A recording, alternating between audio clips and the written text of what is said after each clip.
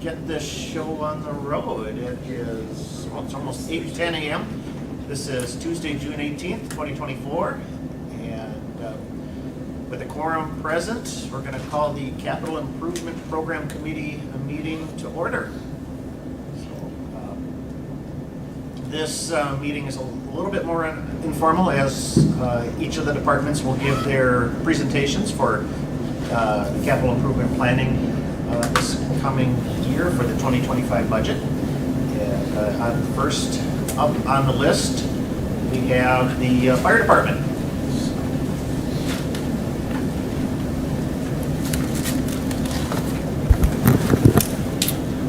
Well, being that this is my first CIP meeting, I'm not really sure the procedure other than just start going through them one by one. That's okay. This is the first time I've chaired it too, so. Okay. We'll figure it out. Well, I guess just starting with the first one, the first request would be the architectural design of a new fire station request. This is one that just the next step in moving towards a new fire station, a new central fire station over on Grand Avenue. The building we have right now is way out of date. We have outgrown it exponentially, and it's just in need of a lot of repairs. And this architectural design will put us into 2025 as far as being able to see what we can do with what we have, one being the floral property and what kind of building would fit on there, as well as what's all entailed to move on to putting the first shovel in the ground. So this request is for $700,000. I was told that 6.5% or 6.5% per square foot. I don't know where I got that now. Well, that's the going rate. Back when we did Station 2, it was almost 400,000, and 700,000 was kind of the number that I was given by 5 Bugles to shoot for architectural design for 2025. Any questions with that? So you said it was like $6.75 a square foot is what you... Is that what it was? Is that what you meant? Well, 6.5% of the total cost, so they did a square foot thing. 6.5% of the total cost. The architectural design is 6.5% of the total cost. Oh, that makes sense. Okay. All right. Do we want to take questions all at once, or project by project? Maybe project by project. Yeah. So. Well, maybe let's do a project by project. Yeah. I have one on the design. So right now, we're the funding that we have in the budget for 5 Bugles was just for the most preliminary site survey to figure out what fits on the site, right? So we're working on that with them right now, just to figure out how something would sit and determine the feasibility of what is possible there. So I really feel like this would get us the next step. I do feel like between the hurdles that we've had with the DPW garage, I feel like that project is probably happening first, but I think the design planning of this will take long enough that we probably should start soon, to get at least, because this would get you a complete set of architectural renderings, right? I mean, right. What we paid for this year was, and that you guys are sitting with on this, I think we had 2 meetings now, was the conceptual design process. Yep. That's designed to go throughout this year, and then this would be 2025, and it could take into 2026 to finish it, from what I understand. The actual design. So we're a long way from finance and construction or anything, but that goes nowhere if we don't do this part, right? So, yep. Okay. At least 2 or 3 years, yeah. Right. And it's going to take 2 years to do the design. Right. I think conceptually there's some great possibilities for that site, but once we have that nailed down, I mean, this is the next logical step, so. And you were gonna. I did that last night 3 times. You were gonna sole source this? Yeah, I guess I'd be looking for any sort of, being, again, that one of the first times I've ever done something like this, being any recommendations that I would have, but being that we have the relationship and we've gone this far with 5 Bugles already, it would be my recommendation to sole source it, but I wouldn't be against anything that was asked of me. I think historically we've done a formal RFP process. Okay. So after they get through the conceptuals, you mean? You're talking about the architectural design, not the Yes. actual build of the building? Right, well, Oh, I 'cause was the talking concept to study must there- to go through Yeah. bid, formal bid. For that, yep. For the construction, but, you know, our procurement policy would require you to go through RFP for the professional services as well. Okay. Okay, This is an awful large Unless- project for yeah. sole source. Right. so. right. Although they obviously can bid, and then there's a Well, selection right, committee, they so, would propose, yeah. right. Just so I'm clear, RFP for the architectural design? Yes. Right, Okay. assuming this gets funded, right? So, Right. I mean, Yep. if this gets funded and survives the budget workshops, Then I would then know. RFP before Yeah. we actually hire anyone, Exactly. is what you're saying? Yes. Okay, that makes some sense. Okay, So, yep. Okay. Any other questions on this? So would you be able, this design then would determine if you had to buy additional property? Or are you going Well, into it without what we're buying? working on this year right now with the conceptual plan would show us what we can fit on that property, and what we just started doing was talking about the square footages that we need, the office space that we need, you know, how big our trucks are, all those things. So not getting into too many details other than the needs and wants of the fire department and the city for this building. So it really just began, and we just had our second meeting yesterday. So, you know, at some point throughout this process, we should be able to know what we can fit and what our needs and wants would be. And from what we learned right now, we could get by with what's there. You know, and I don't want to speak too ahead of time, but it would be a little bit more, there would be some safety precautions or safety measures that could be made by purchasing at least one more property. But that, you know, that doesn't necessarily have to be the case, and I don't want to speak too far out of turn because we just started this process, but. Okay. Okay. Anything else? Okay. Then let's move on to the item number 2, Station 3 Cascade System. All right, so with the Cascade system, for years, what we've managed to do is use our Cascade system at Central Station. When we built Fire Station 2, we put a Cascade system in to prevent having to drive across town every morning to fill air bottles, to go over to Central Station every time you do training to fill air bottles. Now that we have a ladder truck at Station 2, there's air that needs to be filled on there. So having that Cascade system has proven to be quite the benefit for staying on that side of town, staying in our response areas.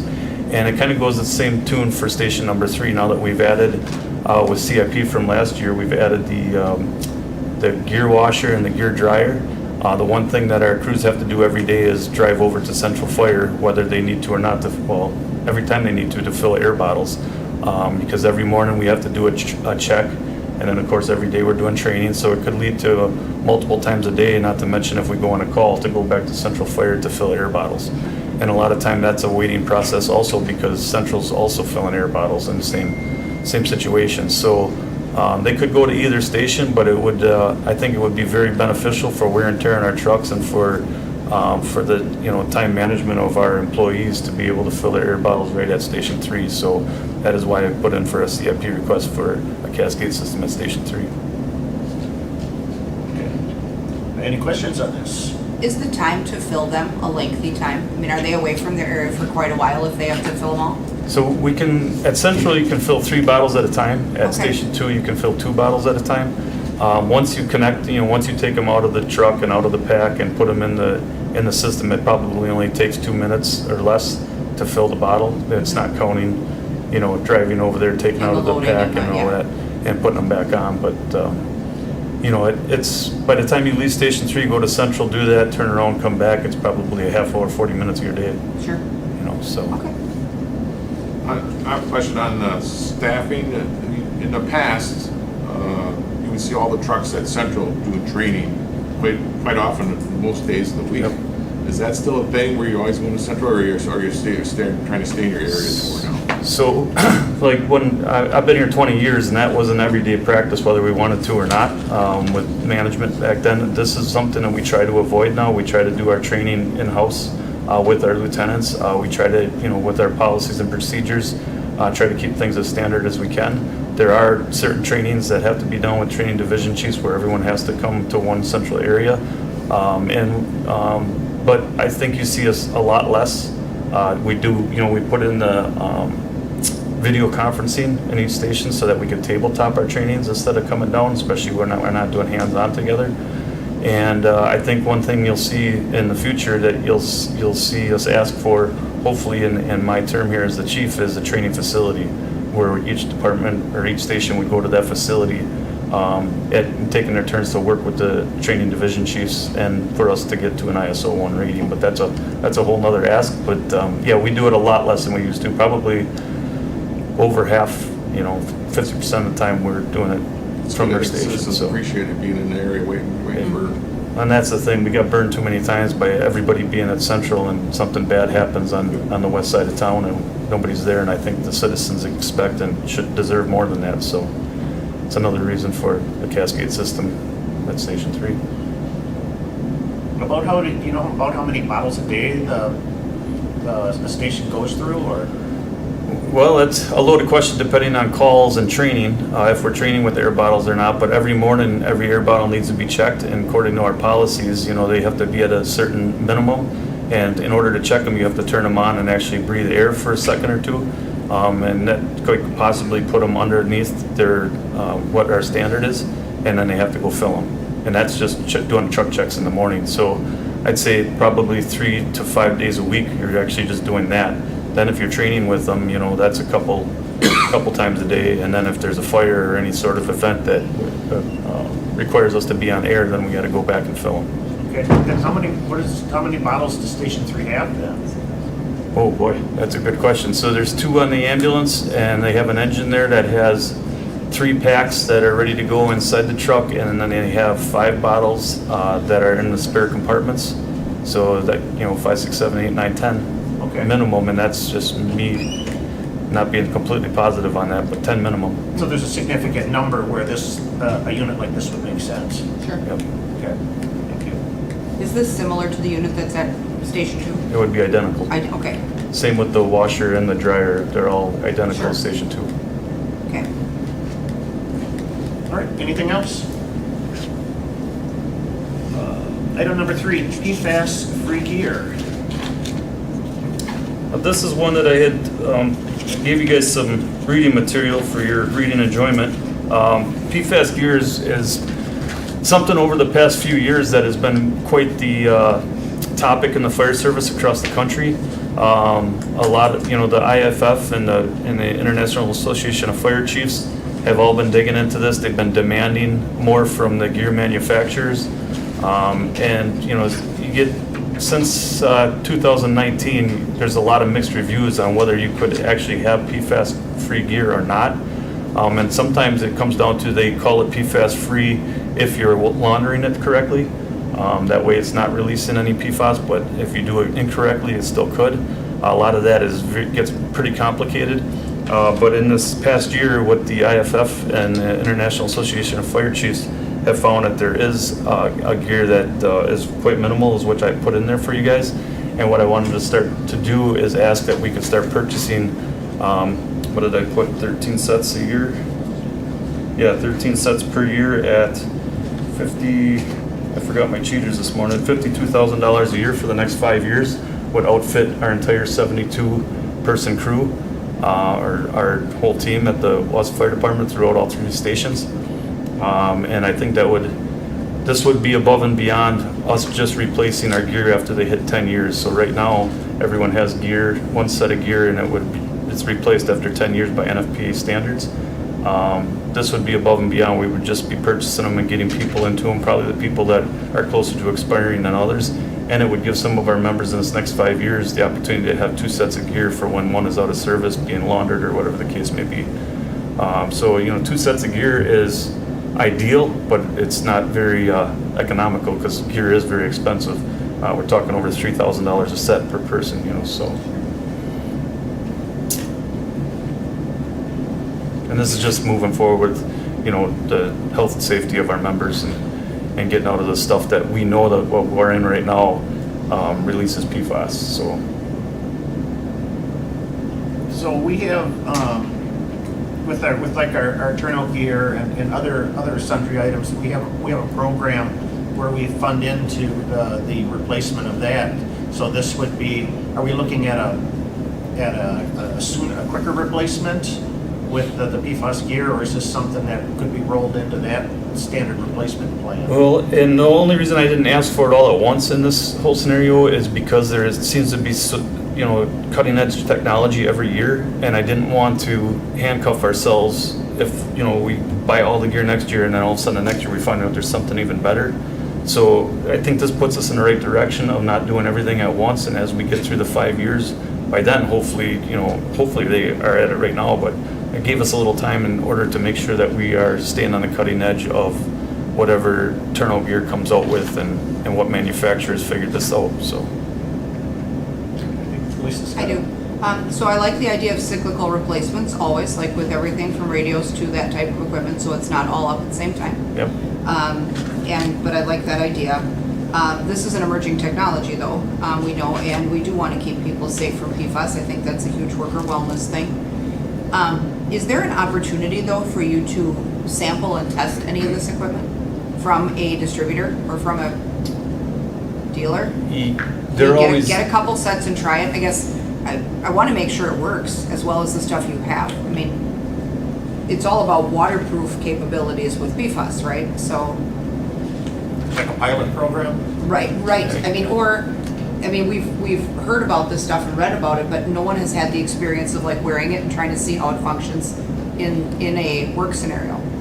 And I'm even for trying to training. figure out how we would do that in our own little world here on whether or not it is acting to the standard that we're told. And that might be something I could lean on the International Association of Firefighters and the International Association of Fire Chiefs to do the testing and find out which one is the best product. I mean, that would before be we helpful, I purchase. think, just to make sure that you're getting something that you know works that's good. Yeah. Because if the technology is emerging to the point where maybe getting it an extra year or two in after they've learned from their critiques, we may get better stuff if we would do it a year or so after, start our cyclical replacement after they've worked some of the bugs out. So I guess if there's a way for us to obtain a set or two, and even if you try it in training and just see how it works in terms of water and heat resistance, because you hate to buy a whole bunch of it and then realize it doesn't perform, or it doesn't perform as well or as long as you need it to in a live fire.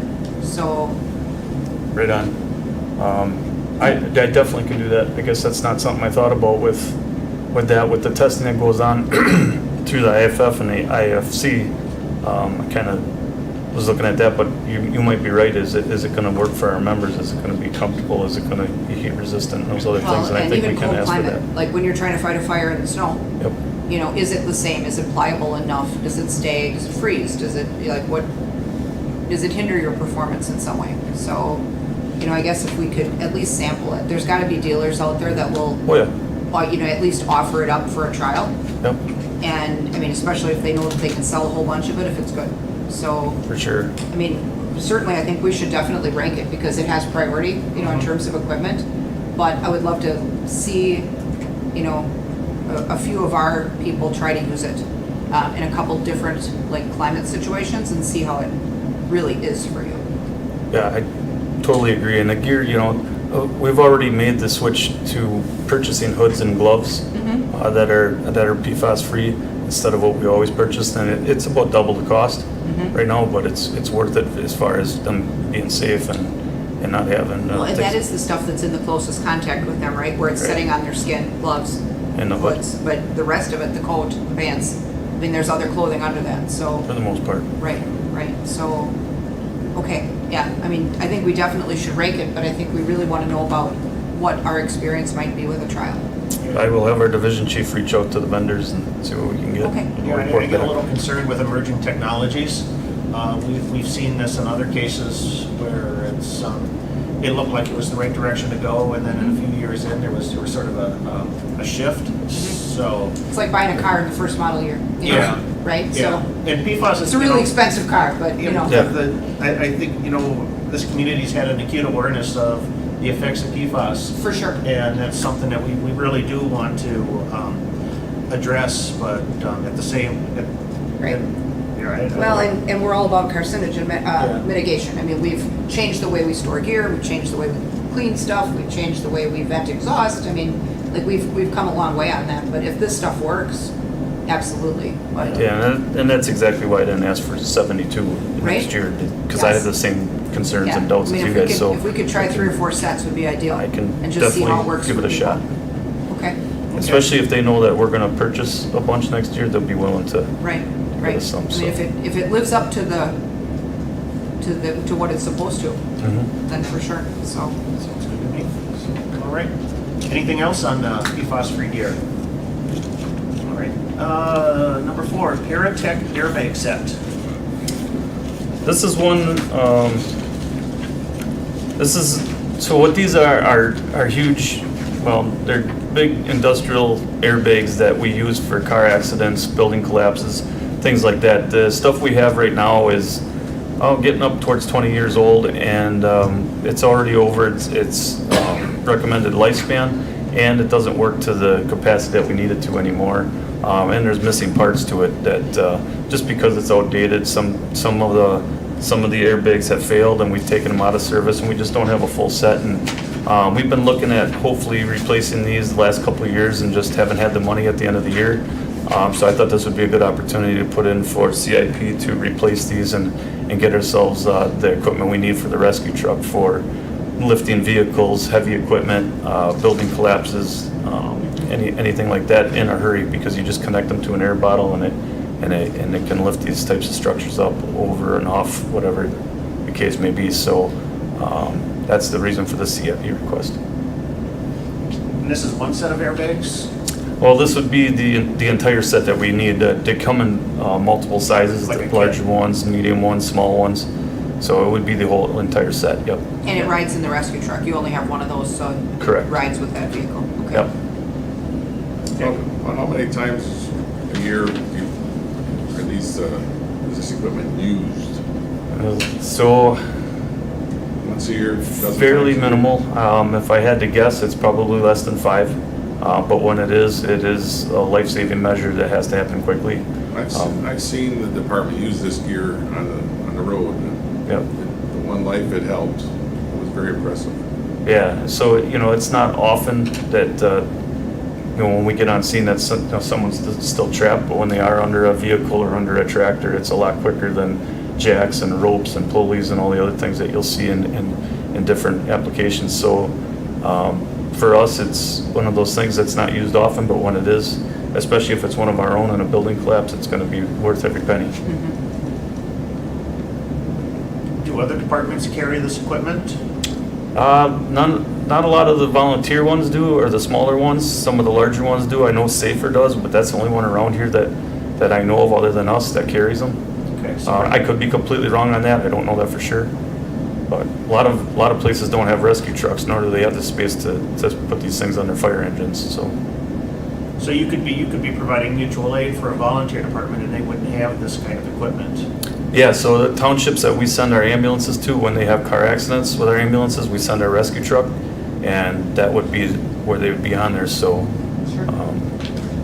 and a lot of the reason we send our rescue truck to the townships right now is the protection of our people on the ambulance, because a lot of times they're in a rural area where there's not a lot of protection for them, where there's not a lot of law enforcement protecting them, like we've come accustomed to in the city. So having the rescue truck there for a barrier and for anything bad that might happen is a precaution that we like to take. Okay. Anything else? All right. And then you've got some other items here for future years. I don't know if you just want to briefly speak to them at all, or, the future years we won't be ranking those, but it's good to see coming down the line what the department will be looking at. Yeah, so obviously for the 5 years, there was the $52,000 for each year for the PFAS-free gear. 2026, if in case we move forward with that architectural plan and everything goes quicker than I would like to, how I would like to hope it would go, as the 15 million for a new fire station. And then there's the 2026 at $160,000, which we've brought forward in the past for parking at Station 3. We've added one parking spot on the side of the building right now, Now we have, excuse me, 5 firefighters that park there, and we've only had room for 4 in the back. Now we have 1 on the side, which isn't ideal.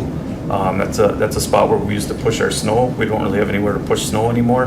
But that's, now that we have Revi, it's a little bit different, because we're not doing it on our own, so that helps a little bit. And then we've also had issues with ice and snow falling off the roof at Station 3 and damaging vehicles in 2 instances in the past few years. So we have cars parking up front sometimes when there's a lot of snow on the roof, car on the side. It's just not ideal, so I just wanted to have a future plan there and look into things. Maybe a house or something would come up, or who knows what the idea would be that we could get additional parking. So that's been brought up before, and it's put in again. That station's in a residential community, so it's completely surrounded by houses. Yeah, it's Yeah, it's on a really corner lot. hemmed in. Yeah. So it's very tight there, especially with 5 people. So, and I think, what was the other one? Oh, and then $20,000 for 2027 for updating the workout equipment. The workout equipment at Central Fire is the most outdated. Station 2 is obviously all very new. Station 3 is very new. And about half of the stuff at Station 1 has been updated and renewed, and we're going to need more probably in the next couple of years when it comes to treadmills and ellipticals. Sure. So, Okay. All right. Anything else for fire? And we will rank these, and that'll be part of the overall CIP planning for this coming year. So. all right. Thank you, guys. Yep, thanks, Jeremy. All right, next up is Public Works, Facilities, Streets. Want facilities or streets first? Doesn't matter. If you wanna fight it out.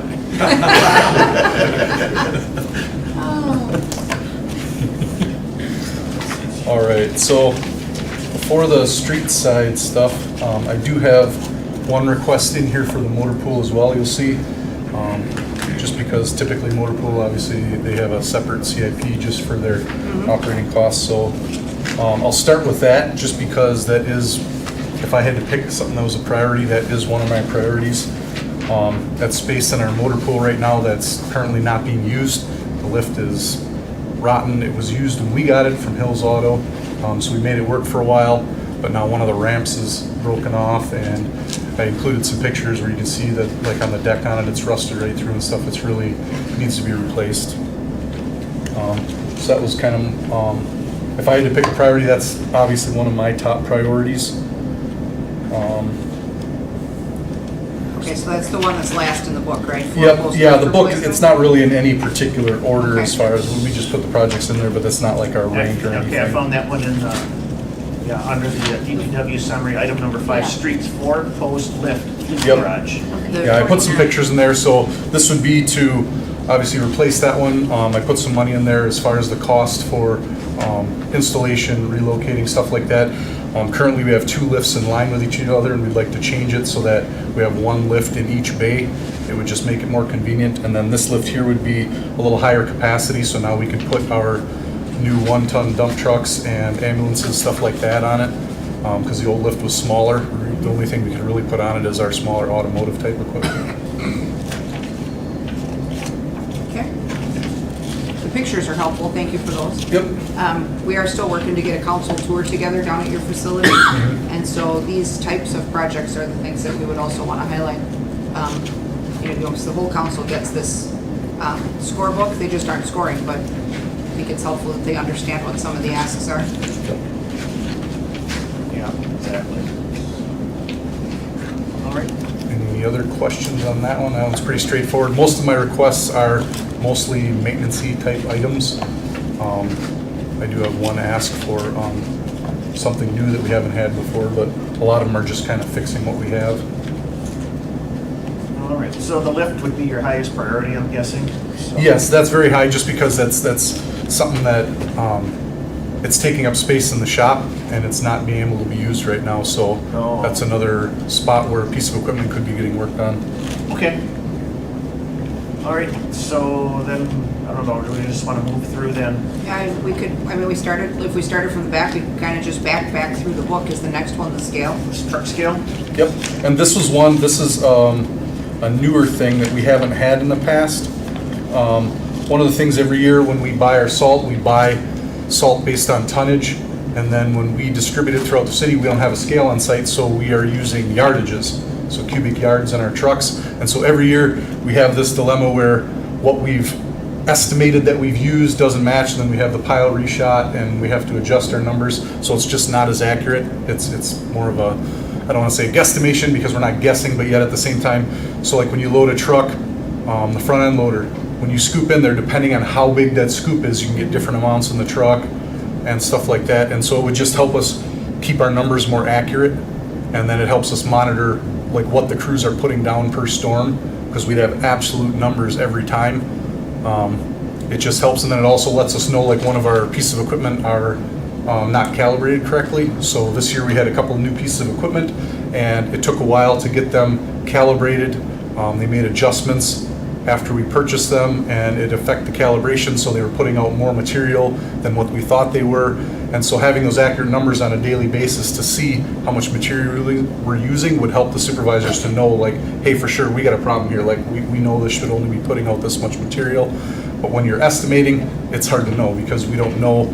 So like at the end of their shift, if there's a half a truckload of material still in there, you know, we don't know that. We're just looking at how many yardages they scooped out and kept track of. So this would be a way to be more accurate and then truly know what's going in the trucks. I know obviously we don't like sending our trucks out overloaded. Having a scale on site, you got guarantee like before they pull out the gate, you know what's on that truck. During a snow emergency, it's not as big a deal. We can put the weight on there, but any other of our normal operations, we shouldn't be running the trucks overloaded. It's not safe, and so we really want to make sure we're following those things. Well, and that was the question I had, is that in terms of capacity, with the box full, regardless of what it's full of, are we overweight for what the load rating is for the truck at some point on the axles or the tires? Well, it can be. We really have to watch our guys to make sure that we're being cognizant of how much is going in there. But it is really, our boxes are large enough that if you heap them, you can absolutely overload a truck. Well, and every on time it city goes up. streets, you're not subject to weight requirements other than our own, right? So, I mean, it's not like you're taking the stuff down the highway, but I think it would be helpful from a safety standpoint Yep. to know where they're at when would this be placed at the, as they exit?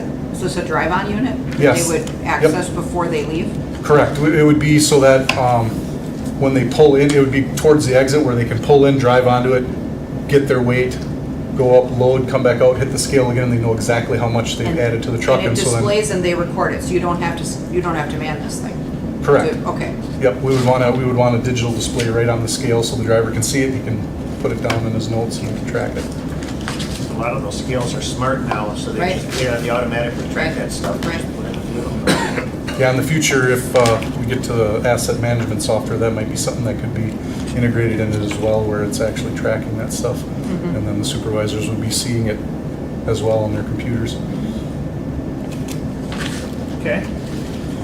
The next project in line is one that I've had here before. It's just taking care of the fence and the gate on the north end of the Public Works facility.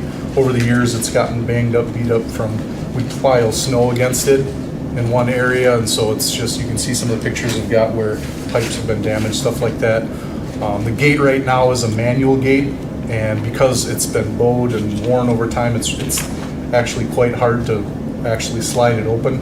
And so just for a worker safety standpoint, you know, pushing and pulling on people's backs is another reason why we'd like to do an automatic. It would be just like the gate that we have on Myron Street, where when they pull up to it, they can hit the remote on their radio. We have a channel that they use and it'll open the gate, let them in and out. That's something that's been in CIP for a couple of years now. It Yes. has, and I think, I for some reason, I thought we saw it in another realm too, and I want to say maybe, was it ARPA? Yeah. And Yep. we did see it, and we put a pin in it there, Yeah. kind of pending this process, because this has a little more planning involved, so. Okay. Well, and regardless of what happens with the garage, obviously, there's always going to be a need and a use for that facility, right? So, I mean, obviously, to make upgrades there to the access and the security, that facility's never going to be impractical or unused, so. No, I don't think we're not planning to abandon Myron Street. Not at all, right, Anytime so- in the future, so. Anything else? Questions? The next one is LED lighting? LED lighting. This is also a plan that I brought before. This is just basically, every year we work on as bulbs go dead, we replace them with LED, stuff like that. But this project would be to fully convert our facility to LED lighting. The instant savings is obviously electrical bills, stuff like that. The lights last longer, so then we have, less maintenance for the electricians, stuff like that. I know, I think I've asked this in the past. Were we able to capture any of those LED lights from the parking ramp? over We on did Wausau? save some of the lights. Some of our fixtures are a little different. So I don't think we've actually used a lot of those fixtures yet. I have to check with electricians on, because someone else had asked me about Yeah, that. because if there's a practical reuse for those, I mean, any use for those would be helpful. Yeah.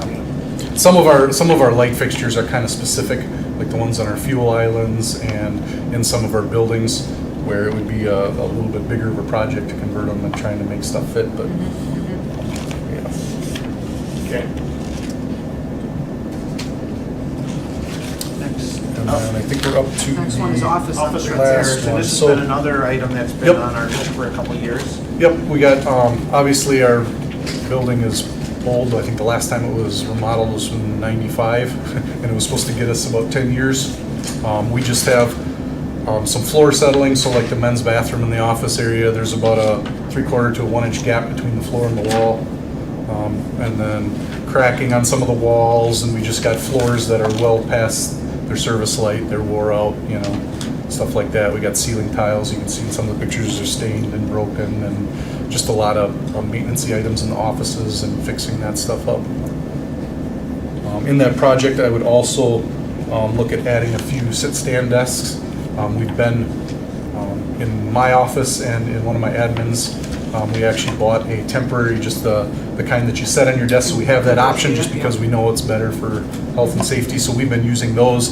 But if we did the office upgrade, it would be nice to have the actual sit stand, so that, like when I'm using mine now, it's great, my keyboard's up here, but then if I have to use some paperwork or do something, I'm down on a different level, so having that, whole workspace move up and down would really be, from an efficiency standpoint, just more convenient. It would be a lot nicer, so that would be also in this project as well.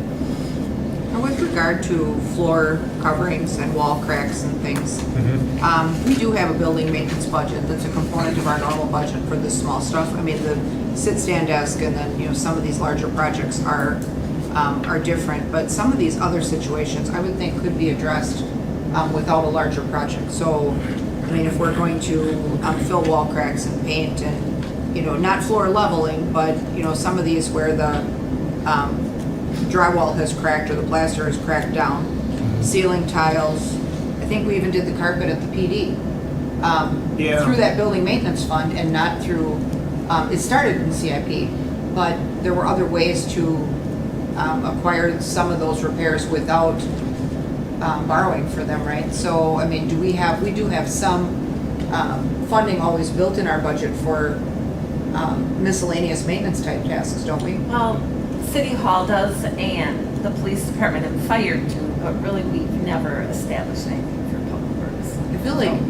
I feel like we almost need something similar for all of our public buildings, even if it's a small fund that we build, for facilities, like we did for the equipment replacement fund and the technology fund, because we own now we own an awful lot of public buildings, but even with the water and sewer plant, that needs maintenance. The DPW facility needs maintenance. And so for small stuff, like the 10,000 and under type projects where, you just need cracks filled, or you need a ceiling, or you need carpet tiles in a room or whatever, I feel like that is routine enough that if we would have a small fund established that would take care of some of that, we would alleviate that getting to be a bigger project later on. So if we could look at something like that going forward and just kind of build it, we may not be fully funded in it as we go, but if we could squirrel away a little bit every year, we already have a little budget for the other facilities. Out of fairness, I think at least to have something for that building, and eventually when the fleet facility comes too, all of that stuff has a life expectancy, so for those little projects, Yeah. that would be super helpful. Because then we can just go get the stuff and not wait a year to have us plan for it to start in January, so. Okay. Anything else? Then the only other thing I just had for our forecasting for the future, whatever, you'll see a few things on there. Obviously, those numbers tend to be ramping up a little. When we did the Mercury study years ago, they estimated, I think back in 2018, about, I think it was roughly 10 point something million over the next 5 years or 10 years, whatever it was, in maintenance costs. And I just highlighted some of the things I can see in the future where we're going to need to start thinking about. Obviously, our floors are old and they're in need of repair. So that was kind of one of my projects, is looking at doing concrete repairs, resealing, stuff like that, to try and fix that. Another project is more cold storage. We still have a lot of our equipment that is stored outside. UV rays are wrecking hydraulic hoses, it's rusting, stuff like that, just getting it out of the weather. One thing in the future that would be nice is to either combine and have a sand and salt storage building, or just add sand storage. So I put that project in there. That would help us with, right now we store all of our sand outside. Because it's outside, it gets moisture in and stuff like that, so we have to add salt to it. A better way would be to store it indoors, where we don't have to worry about tarping it every year, and then when we do get rainy winters, we have this issue where the salt can leach into the ground, stuff like that. So having it contained would be a better option. Another thing is a truck wash. We've said for years, we spend $400,000 on a plow truck. It'd be nice to have a true wash facility to take care of it and just make it last. And I think that would not only help the trucks, but I got to tour Transit's facility the other day. They're looking at doing a project there, and I could not believe how good their concrete floors looked. And I realized they have a bus wash. As you enter their garage, before the salt from the bus ever enters the building, it gets washed off and it parks. And I was kind of amazed that, for as old as the building is, how good the concrete was where they parked. So I think that would help us as well. Obviously, our trucks get pulled inside and all that stuff drips off. And then I think these other two here are Leo's. But Well, with regard to the truck wash and cold storage, if we build the fleet facility the way it's been sketched, those items are included in the fleet facility, right? There was Correct. wash bay and storage. yeah, for so we stuff may that sits not out. need that to build it here if we get it somewhere else. I just, Right. with, we kind of came to a stalling point at the facility. We're trying to figure out where to go now. Right. So not knowing if we're going to Well, get I a think place big the enough. sooner that we can locate or finalize a site, that's ready to take flight, it's just a matter of where to put it. So Yeah. that could eliminate so much of this future need. Absolutely, absolutely. Anything else for streets? As a side note to the members present, you talked about budgeting for repairs at the buildings like the police department, city hall has. I think as a citizen, that's a great idea, because then you have a known amount going in, that facility can decide what they want to fix and when they want to fix it. And then you're not coming with these smaller items to CIP, because CIP in my view would be larger projects. Originally, it was So- 25,000 and above, but, even then, sometimes they'll add a half a dozen small projects together to get to that threshold to get it Bundle them, done. Because even like the lift, if the lift has a 30-year lifespan, after 30 years, you got to replace it. And there should be money aside for that. Right. I mean, capital improvement would be, we want to add a new lift, maybe. Right, expand. So just a Well, thought. or new spending versus maintenance, I think. I think that certainly in the public view, they understand the need for maintenance, and, I think sometimes the effect of deferred maintenance makes them less happy than us taking care of stuff in real time. Yeah. So just a note, thank you. Okay. All right. Next up, I guess would be facilities. Hello, how are you? So first thing I have for facilities is 400 Myron Street, where they store the plow trucks. It has a steel roof. The steel roof needs to be repaired and restored. The steel roof and the seams are starting to come apart. The fasteners, the rubber on the fasteners are rotted, and they're just starting to leak. The police department also uses this for their storage, for their impound for their bicycles. And the electrical shop also uses this area for storage for their electrical equipment. Okay. That's 80,500. Any questions on the steel roof?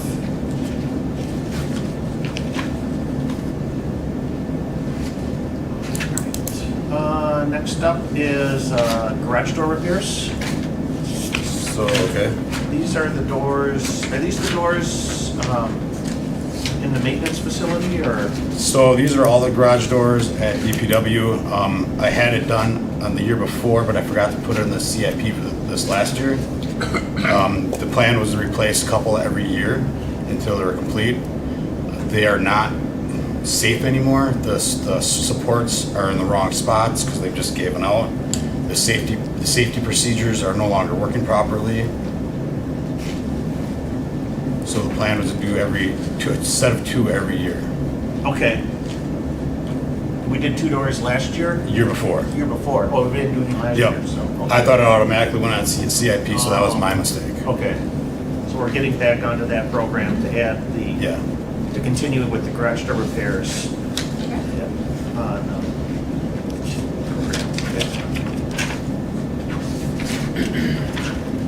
Anything else on that? Nope, there was one other one, yes, there's a couple other ones. Yep. There's a City Hall stainless steel chimney liner. So we're doing the repairs on the chimney right now, and we're found out that the chimney wasn't lined when it put the upgraded burners on it. The upgraded, when it burns gases, that creates a CO in the, or acid in the exhaust. The acid condensates and drips back down, and it's starting to deteriorate the bricks in the chimney. Okay. So this chimney was never lined? Well, when the building was built, it was a coal burner. Yeah. And then from coal, it went to oil, and then from oil, it went to gas. Okay. So it's been all 3, and I don't think it ever got addressed or got missed. So the problem is the heating system is so much more efficient, the flue gases aren't as hot to burn off the condensate. The flue gases are hot, and the condensation's rising up, but when it hits the top of the chimney, they're cooling down and coming back down. These are non-condensating boilers. If we had condensating boilers, the condensation would never reach the chimney. Okay. I have an architect coming tomorrow to give me more details on what it's gonna take and what it would actually look like. So what's the possible scenario if this is not completed? The gases could leak out could leak through the fire block and leak into the veneer on the outside of the chimney and start heating that away. To get into the building? Possibly, but it's just on the 4 sides of the chimney, 2 of them are on the outside walls. It's most likely a condensate on the outside wall than the inside wall. Okay. Anything else on that? Good conversation. Public safety roof, phase 1, and this was something that was, I know this was in last year's CIP. And the year before as well, And year too. before. And I Yep. think it was in ARPA as well. Yeah. So this is the black membrane roof with rock on top, and the black membrane over time shrinks and retracts itself, and the rocks are actually starting to suspend. And it got to a point that the roof drains are no longer pitched down; they're starting to pull up too, so it's suspending water on top of the roof. Okay. Are you experiencing leaks right now? Not after I fixed them all, Okay. but yes, we were experiencing leaks. This winter was really bad from the melt and refreeze. Yeah. I don't think this past winter did us any favors when it came No. to roof maintenance. Yeah. Okay. Anything, and that's just phase 1, so that's just a portion. That'd be just where their offices are, and then the phase 2 would be the main walkway, and then where their conference room is. Conference room. And I'm guessing that where the offices are, that's in a great Higher level of priority. disrepair. Yeah, it's higher priority. They have other equipment in there, IT stuff. Sure. Sure. Okay. Okay. Anything else on that? Questions? All right. Then just kind of looking forward for, is there anything for facilities looking forward again? I did not put a 5-year outlook together, no. Okay. I have a lot on my plate right now. Get these things addressed, that's for sure. All right. Perfect. Good, thank you. Let's see, what else we got for DPW? Water pool. We don't typically rank water pool, No. but we give a presentation so we can see how far behind we are. You just like to talk to Right. me. Over- So we yeah. do, We like to we totally do. Motor Good morning, pool everybody. Automatically comes, out of department budgets, so. Yeah, so the plan as historically put together is presented in the book for you guys. There's a couple things to make note of. I have been working hand in hand with Marianne and the finance department to try to reevaluate our revenues. You'll see that our revenues are not really where they should be in the projection here. That is a number that we had to put together as we we put together this packet roughly a month ago. So we had to have something in there. And in that time, we have worked together to create a better rental rate program that should bring us pretty dang close to being neutral. So that's good, that's a goal. We've been trying to work towards that goal for a couple of years. The other thing I like to just say, just so you guys know, is that the replacement plan is living, right?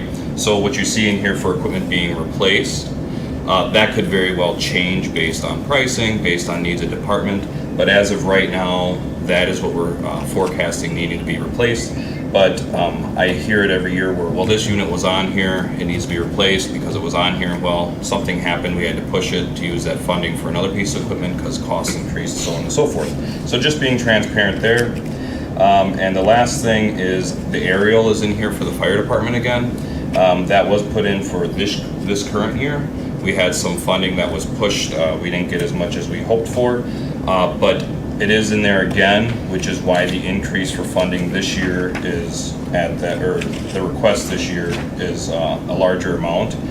That is coming due at the end of its life. Per NFPA, it's a 10-year life before it goes into reserve status, which is quite shocking. You know, it's a 2012, so really in 2022, that unit should have been put in reserve. An NFPA definition on that is it's a reserve unit, but it's kept to first line standards, right? And then it's a 15-year life cycle. So at 15 years, that unit shouldn't even be in our garage. So it's a 12, so 27, that thing should be moving along. And it's about a 2 to 3 year order time right now. So just to be transparent with that again, we really got to get a order in for an aerial. Gotta start coming thinking soon. about that. And that's the aerial that sits at Central Fire. Correct, that's our big 100-foot platform. So question on that, because we know that they've actually, because of quality maintenance, gotten well above those expected timeframes out of those vehicles. And, you know, we always have said to the public, if you want to see what $1 million looks like on wheels, that's what it is. Yeah. And so we got a grant for a big section of that first one, something like $800,000 worth. So huge help for us and our taxpayers. And I think that we need to keep our eye open for those opportunities again. If we're able to write a grant for that equipment. And I'm not sure if the one we got maybe came from Homeland Security or maybe came from AFG, but I think it's a. was it AFG? So, you know, I think that we need to also be tenacious in applying for those dollars, because that $1 million is an awful lot for us to eat. And what we were just noticing when we were talking about feasibility on the site for equipment and what the garaging space would look like for all these vehicles that they have down there, and this exercise that Mike and I are doing with the fire department, is they already have a lot of equipment, and a lot of equipment that needs to be housed in a ready status so it's not buried in the back of the garage. So, you know, the idea that they would be able to house 2 of those full-size aerials, one being a reserve, that actually puts that plan in a tailspin, because Yeah, nothing can park behind that. That's not gonna work. You know, I mean, right, I mean, there's nowhere else to go with a truck that size, let alone have 2 of them. Right. So, you know, the idea that I guess that the 15-year time frame, even if that's the standard, is a little bit shocking to me, because, I mean, for the use that they have of that vehicle and the way they maintain it, I would certainly hope that it would get a little more life than that, at least get a few years out of it, because I just don't know that we have the option to house it in a reserve status and still maintain it to that level. Sure. So the goal behind that would be that when it would go into reserve status, it would still be used as a front line because it has to be maintained to a front line, but that's when the order would be put in. So by the time that we would receive the new one, the next one would move along. So that would be really the goal with that. Is that one that's taken out of service sold then, or auctioned, or what? Yeah, it happens? would be auction. So there'd be some income back from that maybe? Yeah, and at that life cycle, hopefully a smaller township that really isn't using it as much, one that necessarily isn't invested in following the standards, would be able to come up with, you know, the amount of half a aerial rather than a full. Sure. So, Okay. Are you still having trouble getting cars? it's hit and miss really to what it is. And it's quite shocking, the manufacturers that have really been able to pull through. Some of the manufacturers historically that we weren't able to get good turnaround on, Mopar for example, they snap your fingers and they have vehicles now all of a sudden. It's insane. Where Ford really, we have had a lot of struggles with. Sure. Yeah. Okay. I've seen a lot more of the Dodges in service. for the I police have too, department. and they've had the same struggles at the state, getting stuff, and they've gone to some of that too, which is just not what they're all used to looking at. Yeah. So, but yeah, I think that a lot of departments are suffering with that same thing when they need fleets, so. Another question. Yes. About the fire apparatus standard. Mhm. Who set that standard and why is it a set date? Why isn't it something that's associated with the equipment use? If the equipment's used number of hours in one city compared to another community, that apparatus you think would be in a different condition. So, and then you said that our equipment could maybe go to a department that doesn't recognize the standard. Is there benefits to the city when we stand by that standard? There are. I would say that the fire operations standards would be better for Jeremy to answer, but NFPA is who sets those standards, the National Fire Protection Agency. And they set the standard in a book, and their book is like gospel in the fire repair industry. You, as a body, decide whether or not you want to follow the standards, and we just make it the best for you. I'm going to treat that piece of equipment the best possible every single day, no matter how old it is. I'm going to make sure it's ready to roll. But that's the standard. Let's just think of the aerial they had, remember the green one before we got that one? Mhm. That was what, 30? I mean, yes, it was in a reserve status and it was beyond the end of its life, but that served the community for way, way longer than 10 to 15 years. At least 20 years. For sure. And so, and by the time we sent it on its way, it was probably even way beyond that. So, not that we would put it in rotation, but the way they keep stuff up and with the number of hours it has, I mean, their stuff's pristine. They do such a good job. And so, I mean, that's why I was hoping to get a little more life out of that $1 billion than, replace it immediately. Yeah. And I think that the standards and the accreditation has a lot to do, can have a bearing on fire insurance too. It could. Yeah, I know it really helps our ISO rating. Another thing with the grants to kind of backstep to that is historically the fire department does a fantastic job with grants. They received a nice grant for our med unit that we received to help with the one purchase that really kind of made the second one more attractive as well. I have a meeting here shortly with Jeremy, so I'm going to bring that up again to make sure that we're keeping an eye out for that. Yeah, I mean, if they're able to write for something to at least get us maybe half of that would be super helpful. Yeah. I think the other thing we're experiencing is demand for additional vehicles too. Yeah. So Jeremy's been bugging me because he wants another vehicle, and we were kind of waiting for our year end to get flushed so that we can see. So we'll probably be bringing that to finance, maybe even as soon as the next meeting. Was it a command car? Another Yes. one? Okay. And then, when you look at PD and their expanding census of officers, Yeah. It's just natural. They all have to have something to drive. Yes. So I think, and, again, cost increases in parts and All of it. replacement are all, I guess, creating pressures on that fund. Yeah. Yeah, the price of a squad has dramatically increased. I have Yeah, taken into right. account to put radars in now. Oh, yeah, That for historically sure. was always a PD responsibility, but after the suggestion, I took that on. So I do have that in here, but now you're looking at almost $62,000 for a squad. Yeah. And the life cycle on those is 5 years, and I'll Right. tell you, I got a couple on auction right now, and if you want to look at them, they're done after 5 years. They get They're a done. lot of miles. Oh, yeah. Don't question, the stuff's in service all the time. And, I do think that the upgrade with the radar is a good idea because I think we have to price it as a completely functioning unit. Yeah. And, it all is a cost regardless of when it gets paid, so. Yeah, I know, we looked at upfitting a couple months ago in finance, and that was a $20,000 bill. It is a lot, it's a lot. So, I mean, what is it, like $3,000 per car or something? It was, To radars? outfit, Yeah. oh, radars? Yeah, I want to say it's like $3,100 or $3,600 a per unit. car, yeah. Yep. So, but that helps us stay ahead of the maintenance too, to make sure the stuff is calibrated and it works. So if it comes with the car and they're not, if they can reuse the old stuff, fine, but, if it doesn't fit or it doesn't work, then no. Yeah, exactly. Okay, anything else from Motor Pool? Okay, thank you. We'll just file your report. We don't have to rank Motor Pool, so Nope. thank you for coming. And is that's that brings us to the end, I think, for Public Works. Yep. Okay.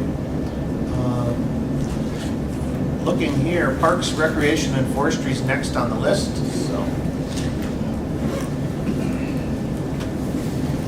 Morning, everyone. Good morning.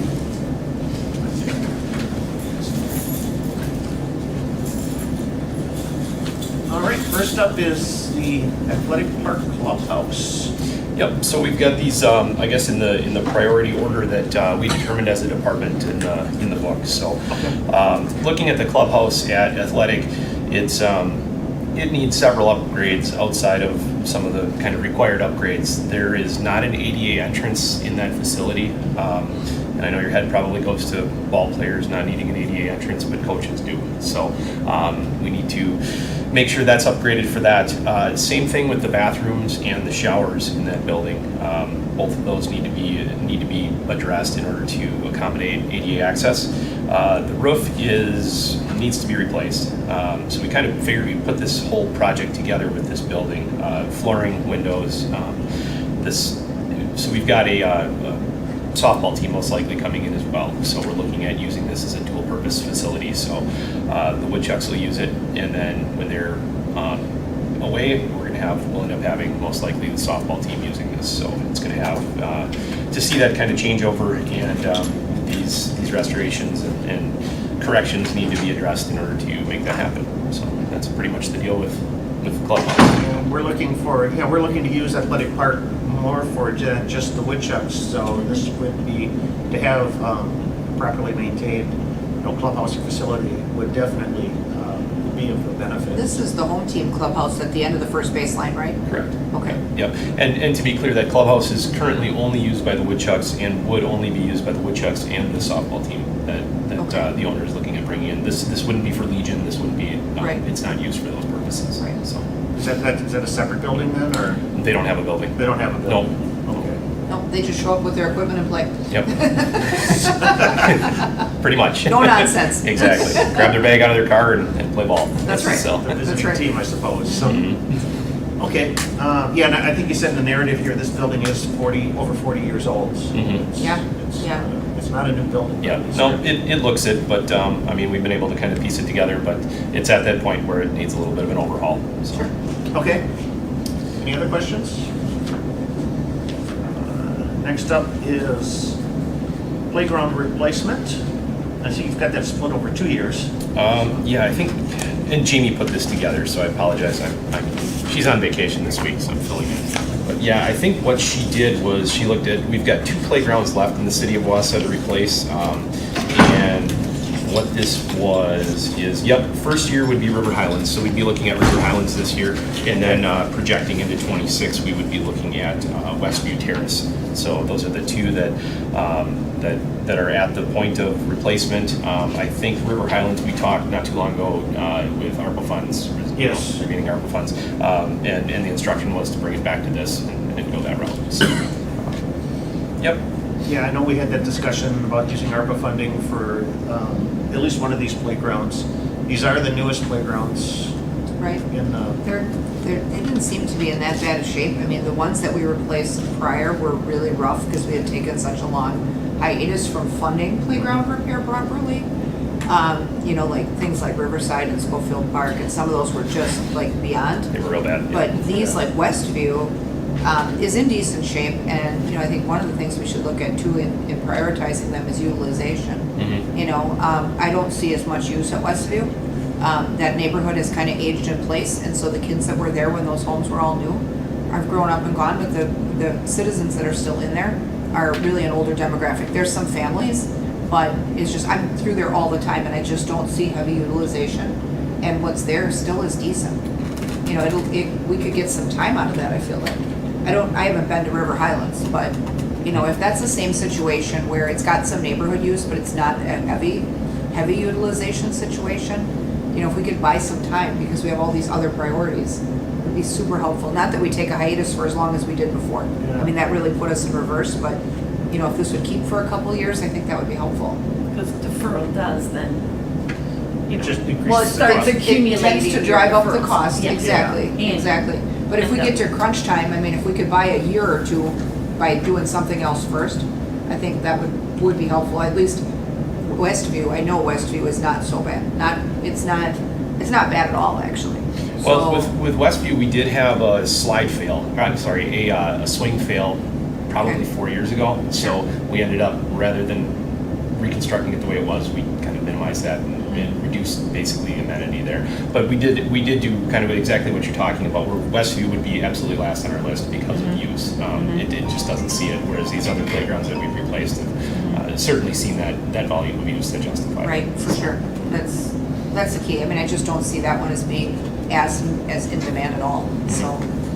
What's the city's position on vacating playgrounds? Because when I was a child, they vacated one up in my residence, and they built when they had a new subdivision, they built it out there instead, because that's where they thought the kids would be. So it's I don't know. I mean, it's just, That's a tough sell. that is a tough one. I mean, it's a tough one because if those properties change hands, you could have an influx of new kids. You know, at some point, I think you kind of go through this lull. And it probably And then- depends on how close is the next park. Right. And the next park really is Jefferson Elementary. So it's a So, I ways mean, that's away. quite a ways. Yeah. It's across Merrill Ave. So, I mean, it makes sense that they have something accessible to that area down there, but Just a thought. it just, yeah. And that one also does not have a plethora of amenities either. I mean, it's got some climbing things and it's got some equipment, but aesthetically, it's the least parky park because like there's not a lot of mature trees. There's not, I don't know. It looks like the newest park still because it needs time to grow up yet. Yeah. And in 5 to 7 years, we could see a generational change in that neighborhood too. Absolutely. I know, because I've lived where I've lived for 25 years, and now all of us, you know, when we moved, everybody else with the little kids was moving in, and now the Yeah. same thing. And now And I'm that- watching all the little kids That come same back. thing is happening in that area. Yeah. There's an aging process happening there, but I think if we fast forward 10 years, we'll see that there's more kids there again. It's gonna change. Yeah, they are family homes and they're in such a price range that they are absolutely family houses. So, That's okay. So we'll definitely rank and consider that item. yeah. Playground contentious. Tennis courts, All right, yep, so the next. Riverside parking lot and the bike polo. Riverside. Park. Yep, the parking lot, we have before the tennis court, so,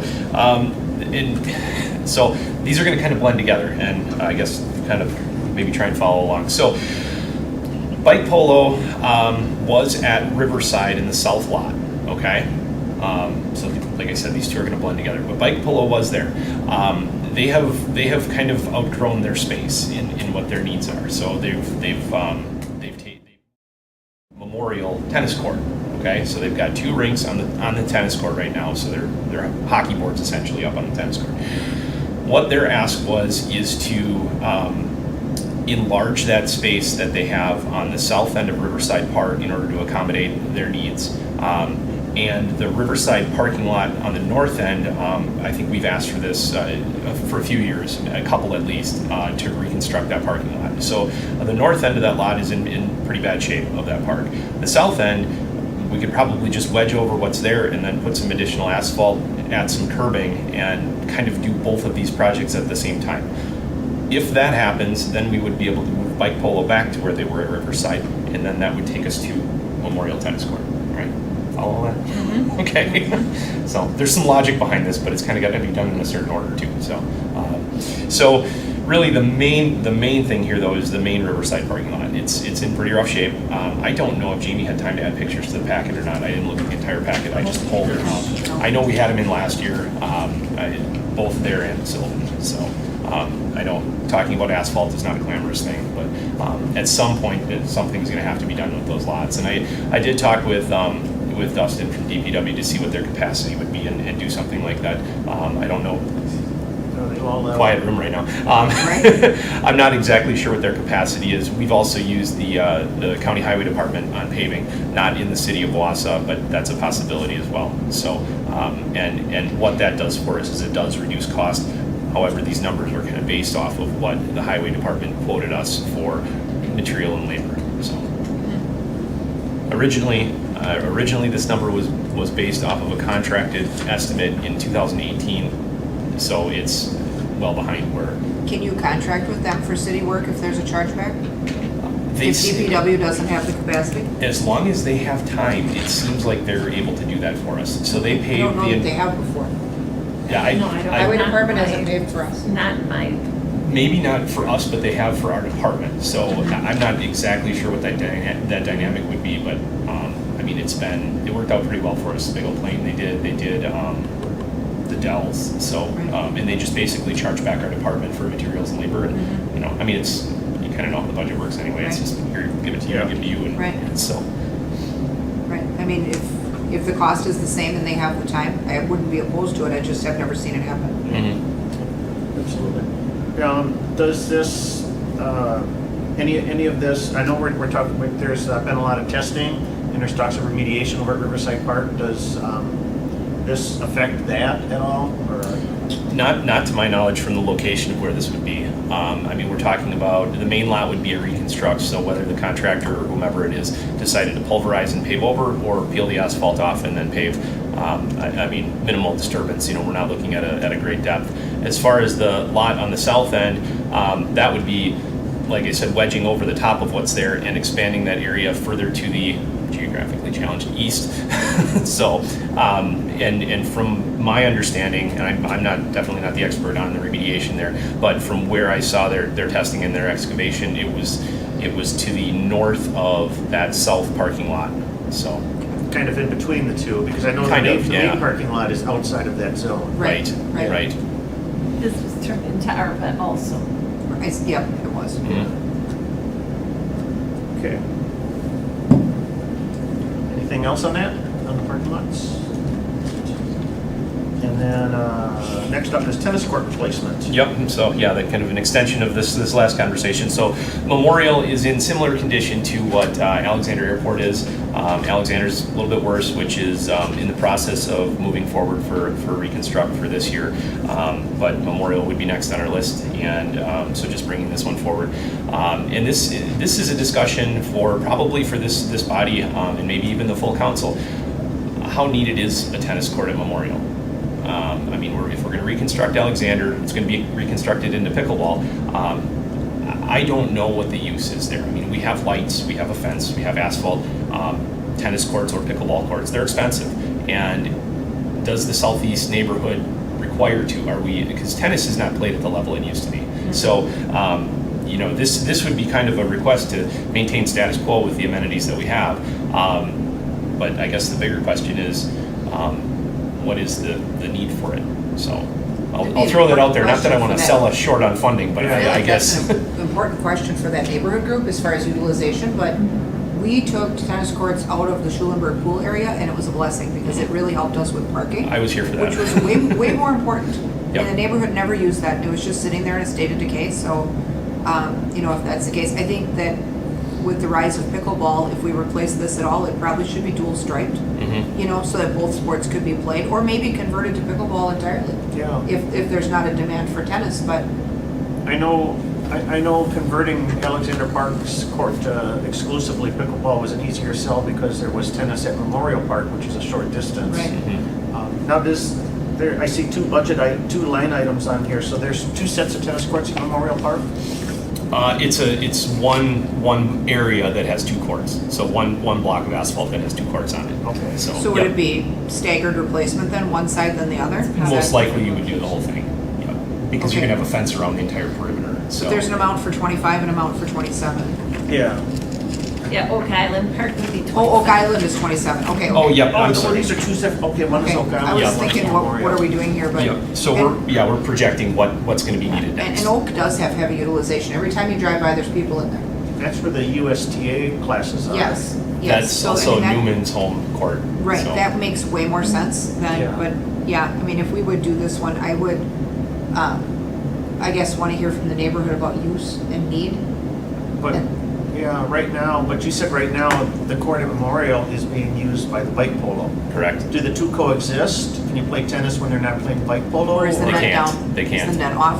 There's no nets and there's actually like hockey boards inside okay. the tennis court. So and we have had zero feedback on the lack of tennis availability there to this point. We just did this year.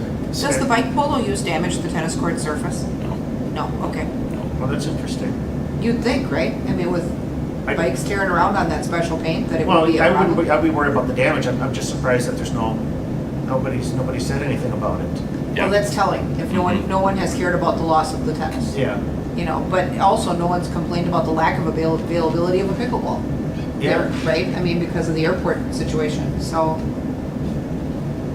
And as far as the bikes damaging the surfacing, that surfacing is beyond, damage, I guess. So perhaps on new surfacing, bikes would damage that. I wouldn't put bikes on a new pickleball or tennis court, but on what it is now. Maybe it would be helpful if we would ask Alder Lukens to reach out to her neighborhood group and see if she can at least get some insight. You know, I mean, whether we rank, I mean, we'll rank it either way, but Yeah. before the budget workshops, maybe Carol could talk with her people and see where that's at. I think she'd be happy to network with them. Because that's how we figured out Schulenburg. I asked my neighborhood group and they're like, nobody uses that. You know, and of course there's a whole row of houses right behind it, so they see everything happening there and they knew nobody used it. Riverview was the same way at Riverview Grade School. Yeah. Yep, that tennis court went away too. Right, So, yeah. right, so. Hmm. Well, Okay. and if that did go away, does that help you with parking for the pool or the ball diamond down there? It's just a green space right by the Okay. playground. Well- It's just an open area. Or does it allow you to expand frisbee golf or something? I Perhaps. mean, there's like, you could use the area for something different. Mhm. There's other offerings there that might be, Mhm. okay. Because that area is elevated, right? The parking is down below?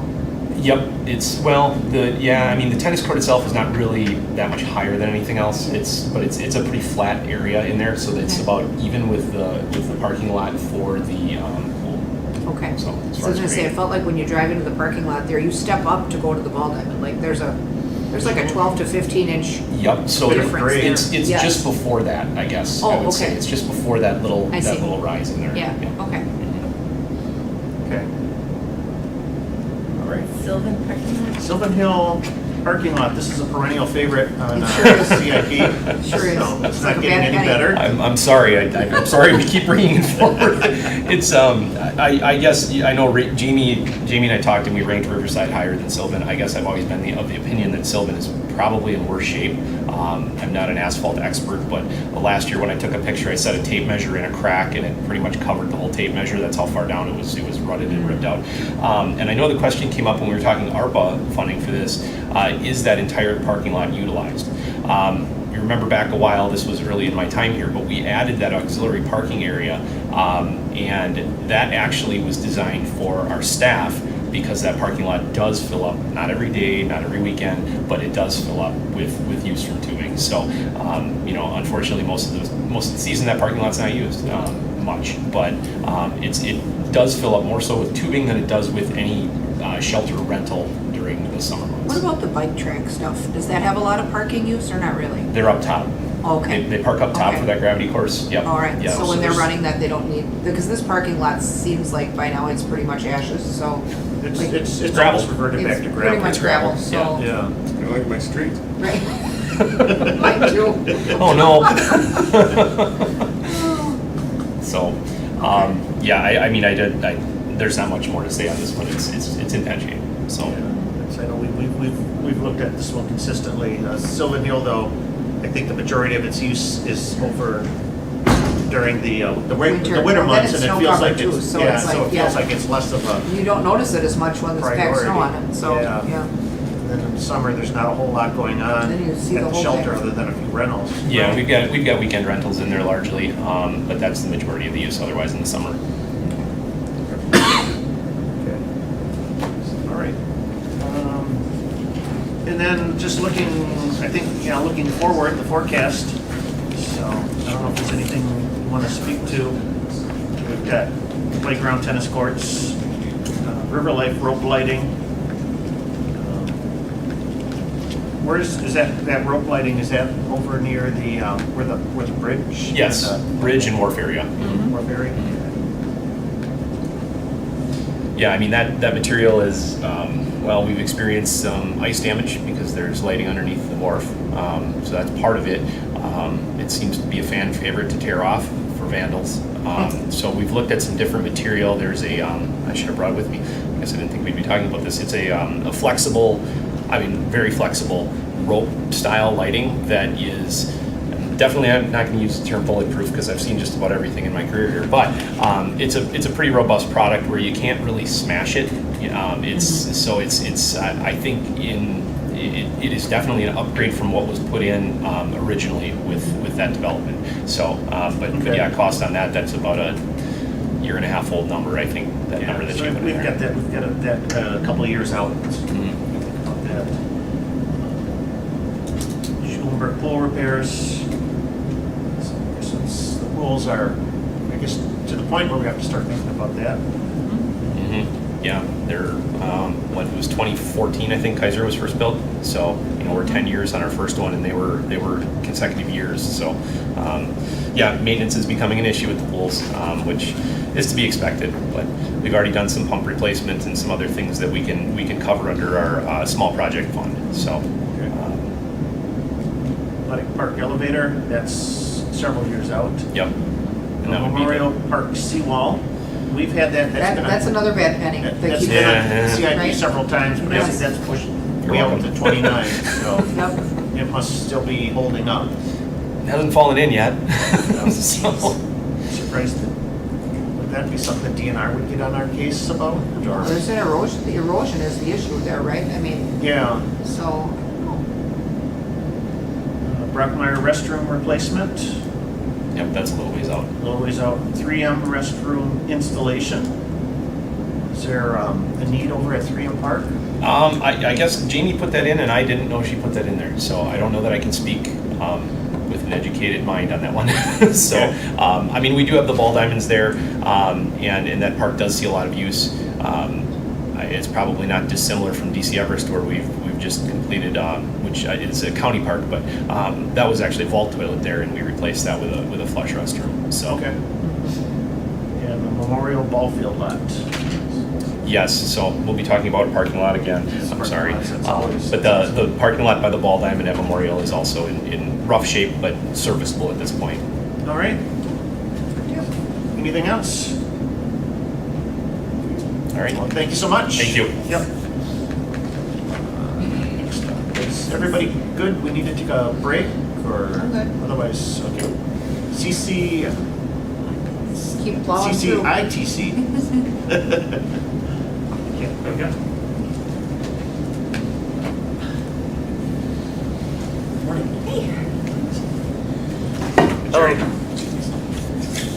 I don't know what order you have them in. I think I have 3 submitted. 3, yes. What's first in here? Upgrade hardware? door control hardware. Okay. Let me bring that up on my screen so I can see that.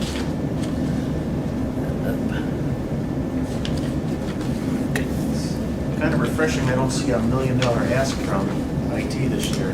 Well, the phone system is fairly expensive, but the county will be paying a pretty significant portion of that one.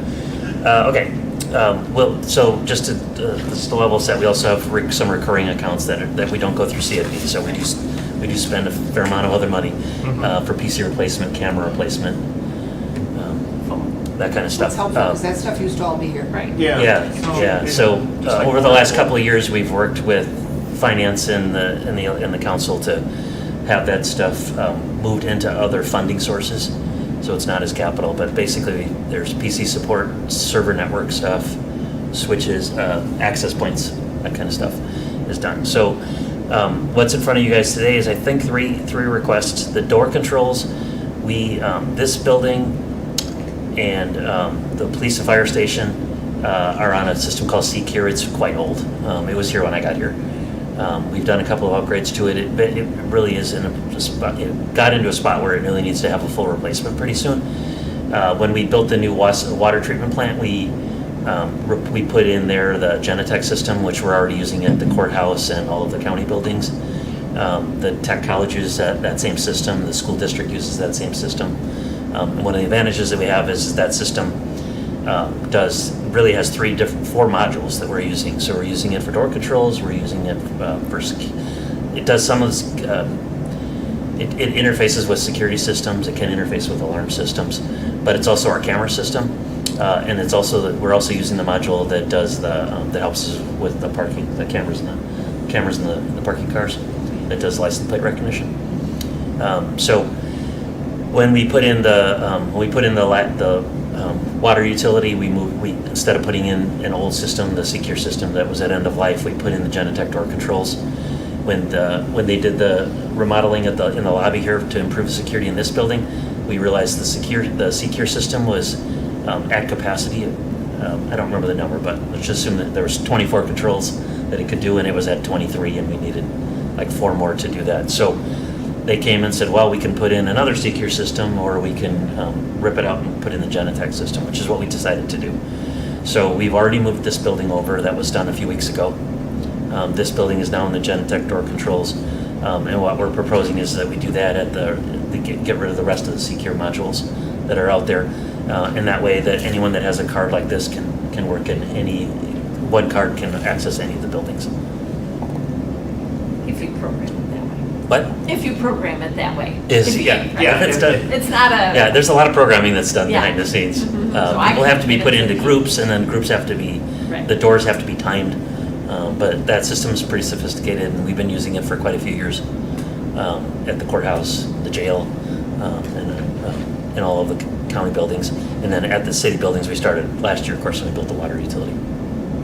So this would upgrade door controls at Metro Ride, Fire Station 2, and the police? Correct. Okay. Yep. And the vendor that did this install gave us this price quote, so I think it's a good quality quote.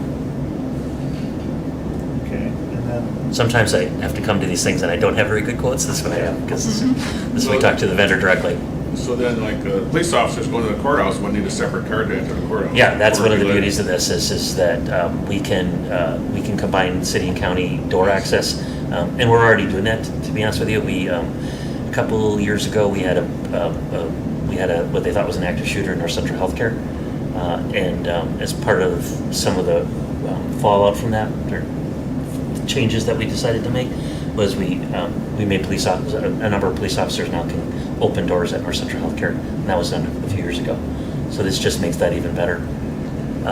We have already, we can actually integrate it with the camera system as well, so that your ID that's in there would give officers the chance to get to cameras in any of the school district, Wausau School District, or any of the Tech College things as well. And we're in the process of building a new forensic science center in the North Central Tech College campus, and there'll be a Genetec system there. So if the Wausau Police Department gets called to that building, their card access would open those doors and have access to those cameras. So it's just I can certainly see the benefits of. For sure. Of standard systems between all these different departments and agencies. So, and I like the idea of not having to duplicate 2 sets of key cards. So, okay. So that's that one. All right. Any additional So that questions really on that? gets us a retrofit of everything we have, right? I mean, as far as, Oh, Secure's gone then. Right. We're all the door controls are on Genetec. that's perfect, because then as we go forward, we can plan for that in the new stuff, but then the other stuff would be caught up, so. Yeah. Yeah.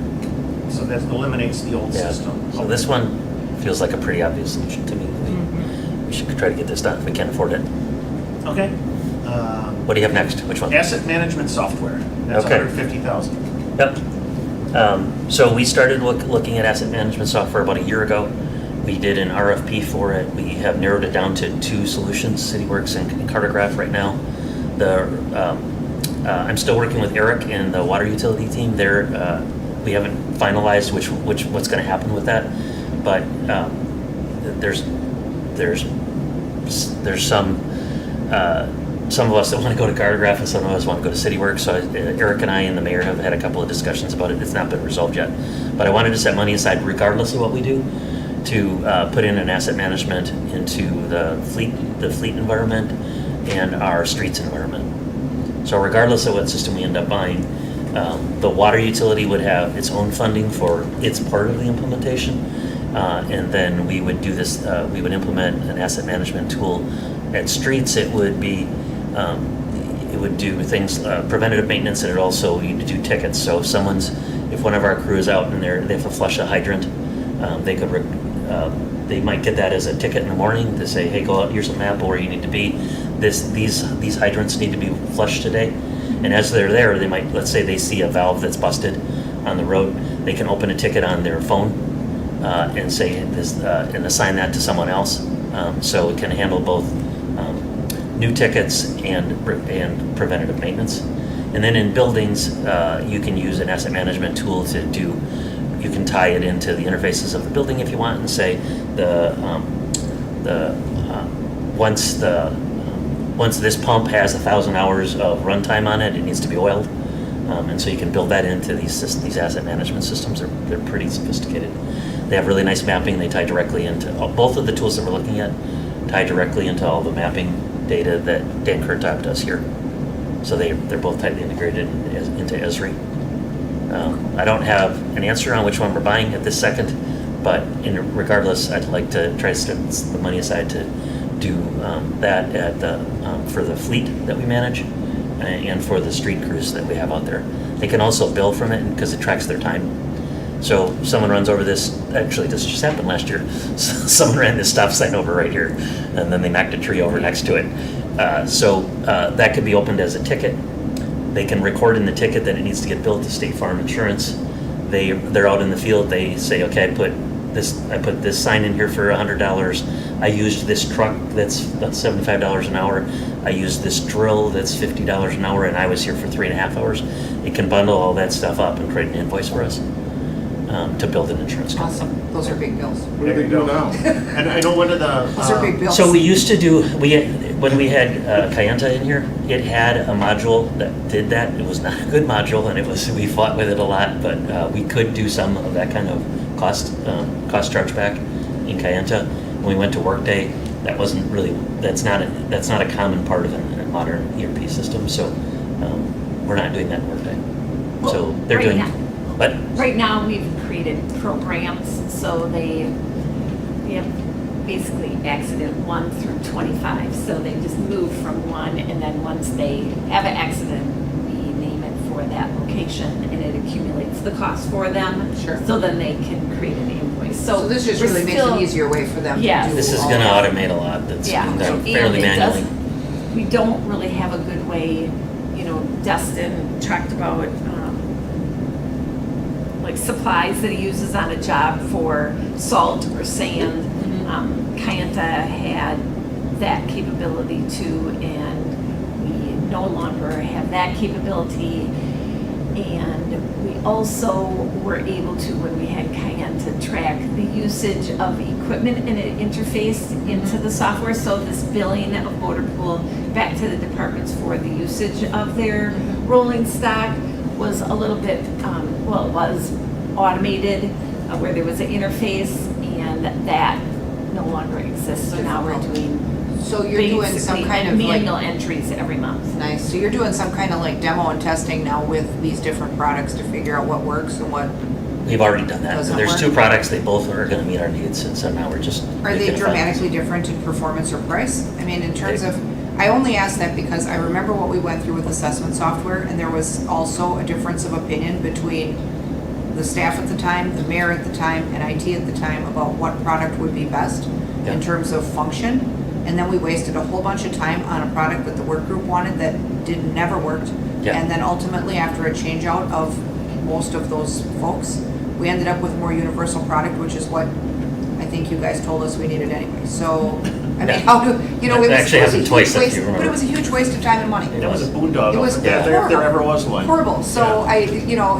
if it's a matter of like a disagreement over which product, like I guess I would hope that plays out in a way that we get the software that is like the most friendly with the other things we have. I mean, part of the problem we have with the assessment stuff was integration, and the company was not all that. So, I mean, I just, We did that twice. We had Right? two failed projects. yeah. Yeah, right now, I'm strongly leaning towards Cartograph. Eric's water utility team would really like to see CityWorks in there. Okay. And the CityWorks product, when it was submitted, was $200,000 more. So that was a big motivating factor for me for Cartograph.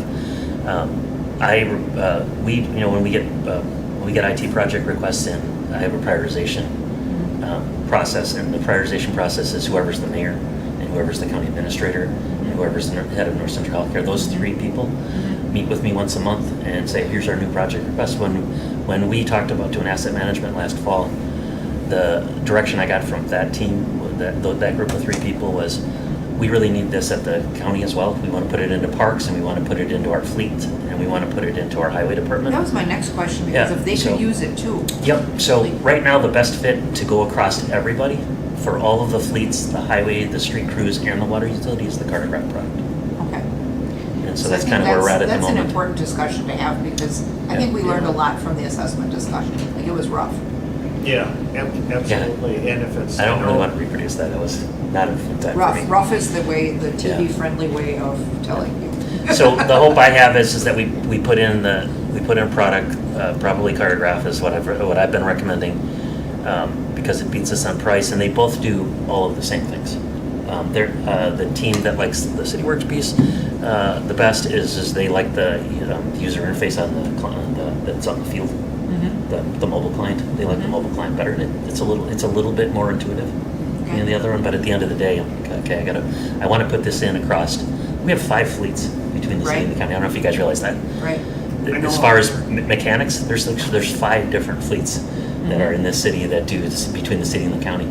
And then the highway department does a lot of chargeback, so they need really sophisticated chargeback, because they charge the state for plowing and salting and cutting the lawns on the highways. So they need a more sophisticated highway solution, chargeback solution. And then this would be put in the place in all the buildings. So it would be water utility, it would be fleet for facilities for this building, facilities for any of the other buildings. You can, as I mentioned earlier, one of the things you can do with these things is you can tie them in to say, once there's a number of hours on this pump or fan or whatever, and you can say that automatically creates a ticket for us to go do maintenance on it. So Will it's will got it a pretty also- preventative maintenance piece to it. Will it also track if the part fails, so what the part is and where to get it? This will be tied to we'll have an inventory system. I think the inventory system is going to be more about fleet. So like, okay, I've got F-150s. I want to always keep 5 air filters for F-150s and 20 tires for our squad cars. I don't know that we do a lot of holding of inventory of parts for buildings, but We they talked can. about- They can. But- It's just that I know that we have a lot more inventory I related know, to I know fleet. there's companies out there that they put tags on everything in the building. So if it fails, you scan it, Oh, yeah, and yeah. you order it from this company, it'll be there the next day. Both of these guys are recommending that we tag, that we have metal tags or QR codes next to all of the On all equipment the that they do stuff. maintenance on. So you walk up with your phone, you take a picture of the QR code, and it says, okay, I have that in stock, or I don't have that in stock. So we do that besides job track and all that stuff. But what you just mentioned, neither of these tools do a great job of automatically ordering stuff, because I asked that question. So there will be some human that has to say, oh, I need to order these. Well, That's probably better It's anyway. probably good, because you could end up with, stuff you don't need to, or a surplus of stuff. But we asked that question, it was actually one of the questions we In had the on the list was, infrastructure committee- to what extent can you interface with our suppliers? Yeah. In the infrastructure committee, we talked about asset management software specifically tied to the fleet facility and the maintenance operation that they're gonna have to perform on a cyclical basis. And that was the first place that I heard discussion of asset management software, but I can see that it's got a universal application to everything that gets done here. Yeah. And if that integrates to our software and our billing, and it makes everything we do easier, and does this work with our financial system as far as Workday and the billing, and is there decent interaction between? We would build that over time. Okay. We would build we would have an interface into Workday. Okay, We would probably start with a one-way interface into Workday, and Okay. then upgrade it to a two-way interface into Workday. It depends, we'll have to sit down with people like Mary Ann if we do the county, the same, when we get to the county, is like, what's the most important thing into Workday? I mean, in my mind, we could build all kinds of data back and forth between Workday, but as Mary Ann knows, interfaces between systems take a lot of time. yeah, for sure. They take a lot of time to test, so I think we'll have to prioritize what we want to push back and forth. Right. So for example, in the example I gave you about running over the stop sign and billing on time, if we wanted to track the time for that person and push it into their payroll data, then maybe that's the higher priority that we push Oh, into maybe, Workday. But I don't think we're in a position where we can make a decision on what's our first priority between the. As long as it eventually works together, I think that's the thing, because sometimes we had so many different, like either in-house written or out-of-the-box solutions, and it was so difficult to get that stuff to all talk. Yep. You know. So Cartograph has a contract with one of their other cities. They just implemented their first Workday interface. Okay. They were just finishing it last month when I talked to Yeah. them. CityWorks hasn't done one yet, but they said we can do that. We can build one. So that one company at least has some experience. Well, with that Workday. was kind of Yeah. what I was going for, Yeah. is we've invested so much time and effort into what we have. Yep. We need stuff that works with that. And this is really the missing piece. Kinda, that yeah. We've, with, I don't know, how many, the last 3 years, we've struggled with implementing Workday. This is the last of. This gets us in a position to automate more things between. Is this on county CIP also, It is. for a similar amount? Yeah, actually, the county has 150,000 this year Okay, for them to do one or two of their departments, and then I've asked Okay. for another 125,000 to finish all of their work for and then next this year. is just our piece to get us to be part of This that. would be the piece to do the fleet, the metro and city fleet and city streets. Okay, The water utility, if they go with the same product, is going to be funding out of their own. That would be Out a of their separate, that's a budget, separate ask for the For sure. utility. okay. Yes. So Yeah, I'd have to defer to Mary Ann to how that's all going to work out. That's out of my wheelhouse. would the benefits of the community be the greater efficiency? Yes. Yeah. And with respect to preventative maintenance, it's less chance of us letting something fail that could have been prevented Maybe by same thing as we all do, like make sure you change the oil in your car. Change the oil in your car, bad things happen. Cost recapture, it's. Rotate your tires or they get cupped. Same. Preventative maintenance, has value in deferring, in avoiding costs. Right. Well, stuff like this is all sexy to talk about, so it's. 911 is phone system. Phone system, there we go. Now we're talking. Okay, we on that one? Yeah. Yep, let's go Okay. for it. All right, so our current phone system was put in a long time ago. I've been here 17 years. I think I put it in about the third year I was here. And we have been doing upgrades to it consistently since then. It's a Cisco phone system, but we're at a spot now where the hardware that we have that it's running on is at end of support with the version that we're on. So sometimes next year we can't do any more upgrades to it without replacing all of the hardware, the server hardware. And also quite a few, so we have a few different models of phones, but I'm trying to think, look around this room, but we don't actually have, the phones that you see at like our desks, Yeah. those are Cisco phones with little displays on them. About 2/3 of I think it's 65 to 70% of those are at end of support this year, next year as well. So we're in a spot where we need to, we're gonna get, if I don't do an upgrade next year, I won't be able to upgrade because the hardware of the servers and the hardware of the phones is at end of support. So what we're looking at is, we haven't made a final decision on it, but the cost that we used to develop this estimate for you and the county and our central healthcare was based on us moving over to their cloud-based solution called WebEx Calling. And it's Cisco owns WebEx, so they're naming all of their phone-related stuff under the WebEx title now. But it'd be a cloud solution, so we would probably only host one or two servers. Right now, we have a whole stack of them that do all the different parts of it. So that's voice over IP? We're not, are we? We're on that already now? doing voice over You IP. are, okay. Yeah. So there's This not is like- just getting us to their new technology. Okay. There's not like physical, like PBXs and phone switches, it's all. Well, right now there is, but they're servers. So they're all software based, but Yeah. we have a whole stack of servers and they're expensive. And Cisco requires us to buy their servers. So this would move it to a cloud-based solution. So they would be responsible for upgrading it after that. Well, and you And just then pay for the maintenance then, right? we So would you pay for always have maintenance. current stuff? Yep. And then the other thing that getting to this platform for us will do is, I want to have a serious conversation with people, especially, you guys don't have as many people working at home, but the county does have people working at home. We'd be in a position where it'd be a lot easier for us to just say, you're not going to have a phone at your desk if you're only going to be here 1 or 2 days a week. You're going to have a phone on your laptop. It's called a soft phone. We can do that now, but this new platform is a lot more elegant on how it handles soft phones. And then we eliminate the cost of the phone So then it's a itself. laptop and a headset and not a physical phone? Yep. Yeah. You don't have as many people working from home that would apply to, but it puts us in a position for the county and other people to say, well, You don't necessarily need a phone. We were on work from home for 8 months in my private sector job, and we had that exact setup, and it worked perfect. We didn't miss a beat Good. on that, so, from home. Yeah, and I have some people using it now, it's just not, I think, Mary Ann, you've used it at home a few times, right? You've never used it at home where you have you have your VP connection up? Okay. Yeah, we used it for 3 years.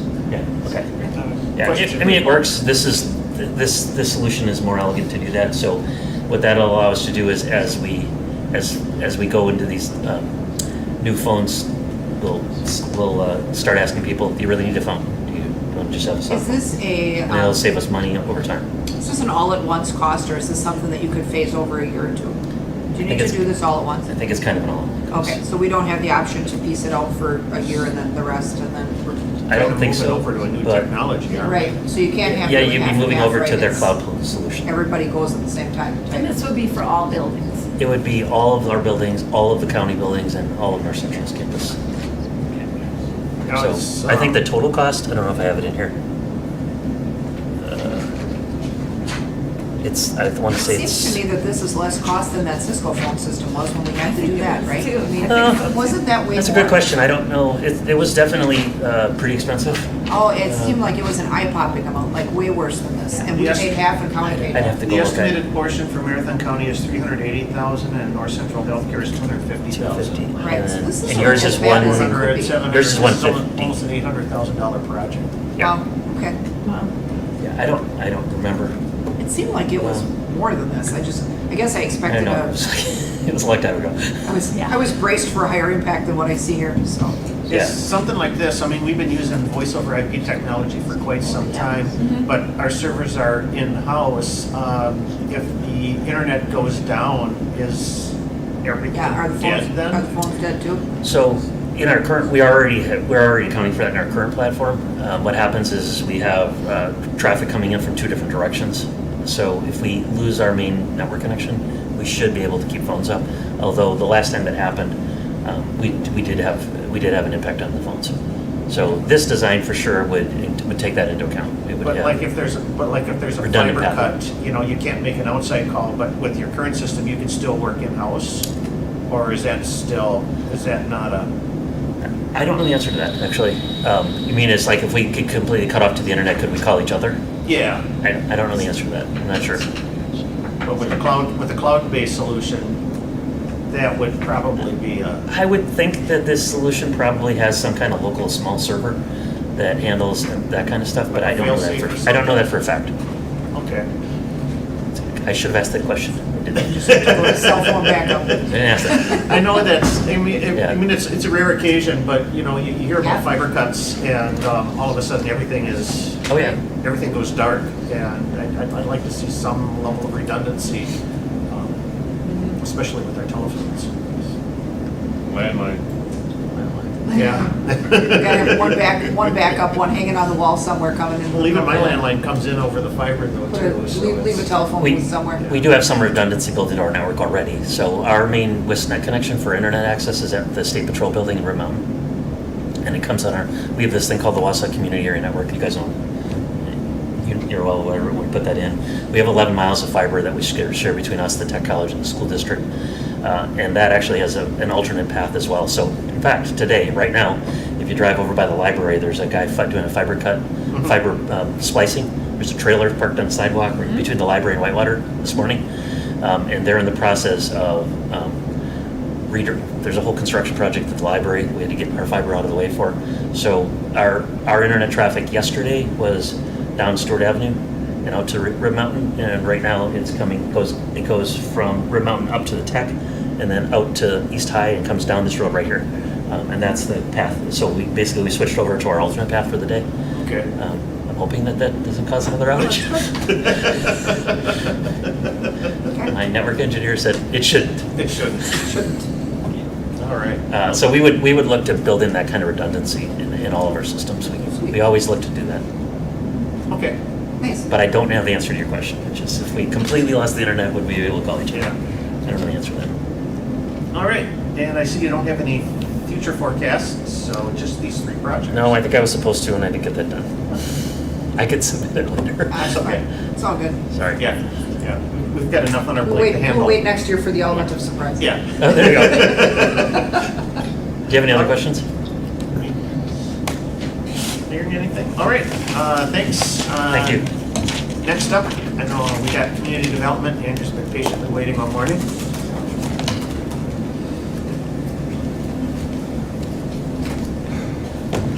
No worries, it's every musician's dream to appear on CIP Unplugged.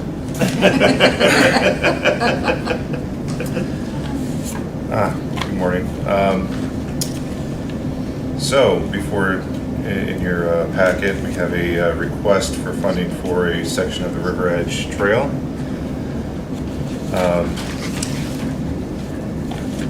This is Winton Street North. Winton Street North. So this is the section that is on the former county materials storage site. The city bought that section last year.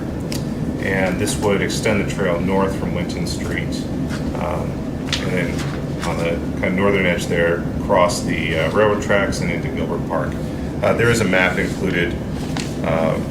With this, you'll have to turn it 180 degrees to get it north oriented. But this really represents the northern terminus of the east side of the River Edge Trail and would, for all intents and near-term purposes, represent the completion of the east side trail. There are still plans to go further south, but those are really a different kind of animal. Last year, I was working on 2 different sections of the River Edge Trail, putting those together. The other section was the section off of Thomas Street that goes around the DPW facility, and we should be going out to bid within a week on that with completion this year. That's funded by a combination of local foundation, room tax, and ARPA funds. This section in the request has $250,000 of room tax funds. And so what I'm looking, so I wanted to give the council the opportunity to choose how this is funded. We originally anticipated this funding, the remainder funding for this trail to come from TID. So we had also originally anticipated maybe construction in '24. However, we had to do some redesign on the railroad crossing. As you can see in this image, you see kind of a little, let's call it, cut back on that crossing. And we were able to modify that, move it a little bit further north, and just kind of make it a little bit nicer crossing. Also, at the same time, conforming to as many of the rules for crossings as the railroads would tell us.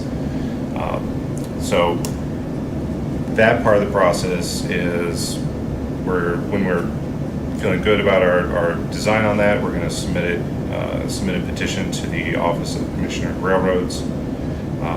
And that's a state office. They'll be the ones that grant, that work with us and the railroad to grant a crossing or not.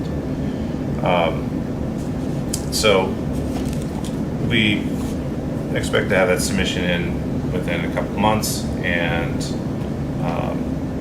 that's something that'll come as a resolution before council. So hoping to have that wrapped up by budget time, although I'm not quite sure what the OCR schedule is. Which, all this sounds like a really not confident way to say, like, there isn't a set timeline on this happening. However, I do want to put the city in a position that if we are granted this crossing, that we can move on it quickly. Because other crossings we've had in the past, we've not moved on for various reasons, and there they sit. So this is really a great opportunity to finish off the River Edge Trail on the east side.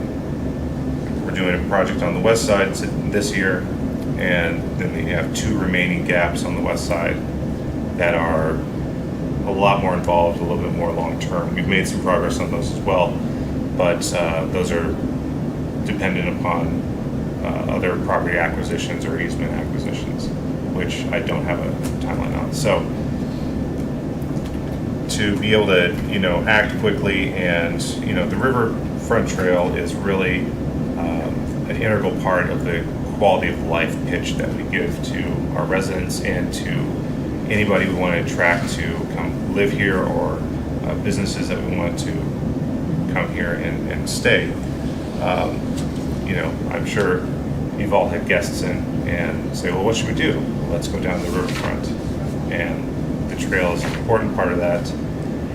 More of it is going to help, expand into new areas and give some more options. It also really opens up the whole Riverside neighborhood to be able to easily drop down onto the River Edge Trail and then therefore into downtown, whether walking or biking or rolling in some manner. So I guess I'll open up if you have any questions about this. Yeah. So just to kind of start things off, this is a $500,000 project, but we're anticipating half will be paid through room tax, Correct. and then the other half would be either CIP or possibly the TID. Right. We had originally slated that for TID, but I wanted to be able to give council the option on that. Okay, if we want to use one form or the other. Lisa, do you have So something? I do.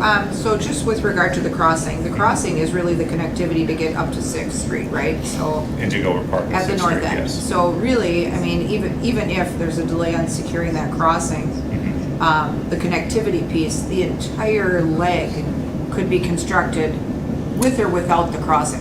So that's a conversation I think we should have. Yeah, when we just have in a- case, right? Yes, when we have a better determination, probably from Right. the OCR on that. Right. I mean, the goal was to build the trail to Gilbert Park, whether or not it connected to the sidewalk, right? So, Right. I mean, the original vision was Oak Island to Gilbert Park. Well, actually, the airport to Gilbert Park if we were Right. really thinking about it, but Right, and there are a couple other considerations with that. There's currently a initiative to construct a Merrill to Wausau trail that goes from Merrill through the Brockeye area down along the east side of the river. There's a unused trolley line that runs parallel to the railroad tracks.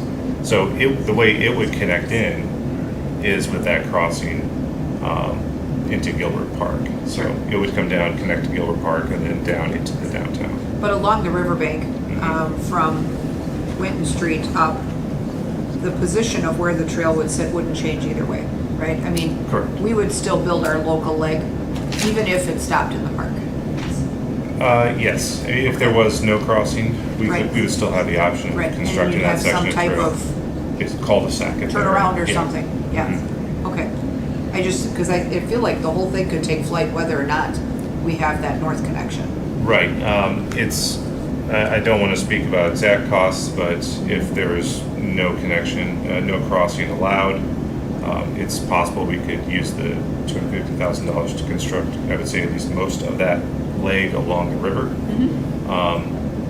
But that's dependent upon, Sure. conditions and everything like that. But we want the trail either way. I mean, in that area, we need the trail, Yeah. so, Yes. okay. So if we can't get the crossing, we can still go along the river until we get to Gilbert Park, Right, and there's a crossing at Gilbert Park. Well, no, you would, it kind of squeezes down there. You'd have to go out onto the water. Oh, it's okay. Yeah. Yeah, so you have that, Gilbert Park, you have that dock, and that's where it crosses the railroad tracks. Yep. the crossing is Yeah. the boat launch, basically, The right? crossing is the boat The boat launch, that's launch, correct. Yeah, Yeah, so, so you'd have to so it have a could deck out onto the water, could still be done. which is not impossible. There are cities that have floating walkways like that, but I don't know if I would recommend that here. But that 50 here. state trail from Wausau to Merrill is starting to gain traction because there's gonna Yes. be public listening sessions this Yes. week in Merrill and next week in Wausau. I heard that. Correct. About the trails. There's some So excitement there, I think. I That heard. would be, So- and that trail is anticipated to connect with Gilbert Park then, or on the north side of town somewhere, or? So it would stop at the north side of town. I think then we would, I believe they're looking at how it would connect from Evergreen south from Okay. there. It may be through the roads and some partial trail. I don't know that would be along 6th Street. That's not something I would necessarily recommend, but. Just kind of envisioning something happening here like happened with the old Dave Trail in Eau Claire, where its terminus is at Phoenix Park, where we could have a terminus at River Life going all the way up to Merrill. So it's, but there is a segment of that trail that does run on the road. Right. Where there are easement issues. Yeah, I think it's a really great opportunity. That initiative is also looking a little bit further as far as connecting down Mountain Bay Trail, and then be able to go from Merrill all the way out to Green Bay, I guess. But larger picture than this particular, but important part of it. So. Okay. So that holds a lot of promise. Good stuff. Yeah, especially if we can connect maybe our trails and get some state funding. All right, anything else for community development? No, that's it. Thank you. Thank you. Thanks. Next, and last but not least, is the airport. So we've got John here. So. Flew in at the last minute. If you only knew. If my face isn't working right, it's because I just got out of the dentist office. I broke my tooth in half this weekend. Oh no! So I'm getting a crown, not because I'm a king. So, is my mic on? Can you guys hear me okay? We can't The microphones don't work, so you got to use your We're outdoor on voice. unplugged today, so. Listen, I'm sorry because I was rushing over here. I don't have my regular glasses. I'm not trying to be cool, but I can't read what's on here if I don't have my glasses on. Oh, that's cool. So, I like it. oh, what a day this has been, let me tell you. Okay, and thank you, Mary Ann, for all of your help. Do you want me to just go down the list? Yeah, we'll start with airport surface crack sealing. Yeah, so the stuff that's on there, the first 3 are actually projects that we were hoping to get done this year, and so they're on there so you know where we're at. But my biggest frustration at this point right now is the FAA actually releasing funds for our projects, and I'll update you with that on the end of this, so you know what's going on there. I had a meeting in Rothschild 2 months ago, there was a airport operations seminar which I attended, and the people from our airport district office in Chicago were attending that. So I asked them if they would come to the Wausau airport and look at the airport surfaces so that they would understand the problems that we were having. And they didn't give me any promises, but they did tell me what I wanted to hear, but they didn't make any promises, and it's 2 months later and we aren't any further than we were then. But they do understand that the pavements are not being maintained the way they should be, not because of our fault. So what they did agree to do, and the Bureau agreed to do, was to give us a crack sealing project this year. So that's what the first thing is. They're going to be coming in this year and filling the cracks to give us more lifespan on the pavements as they exist. The second thing there is that we were hoping to do the 523 reconstruction this year. Doesn't look like that funding is going to come through. I'll get to that at the end. So the Bureau said, go ahead and let's start the planning and for the rehabilitation for the apron. And it's possible that we might actually be able to break ground and do that work instead of the 5 and 2-3 work. Carl is here, and he's actually checking in on that at this moment. Do you want to say something, Carl? Good morning, everybody. Carl Kemper with Becker Hoppy. Last I heard is that the apron probably will not be able to move forward this year either, the construction of that. We received our design contract for that about 2 weeks ago after waiting for it for quite a while. So we just got our design contract. I had contacted the BOA at the time and said, okay, do you want us to try to rush this out for getting it out to bids for construction late summer, early fall? And they said, no, we think that money for that project has already been allocated to something else. So we do have our apron design contract. We're going on that.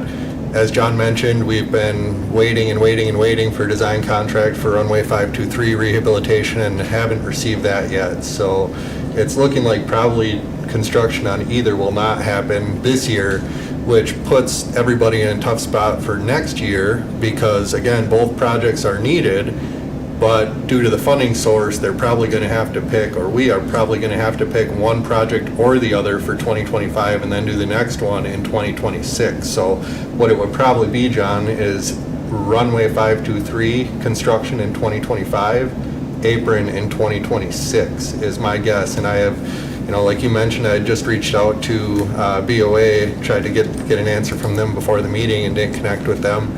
But, the only change would be if they could somehow find enough apportionment funding to do both runway 523 next year and the apron construction next year. Well, are we heading for a situation where we're going to lose entitlement funds again to some other airport?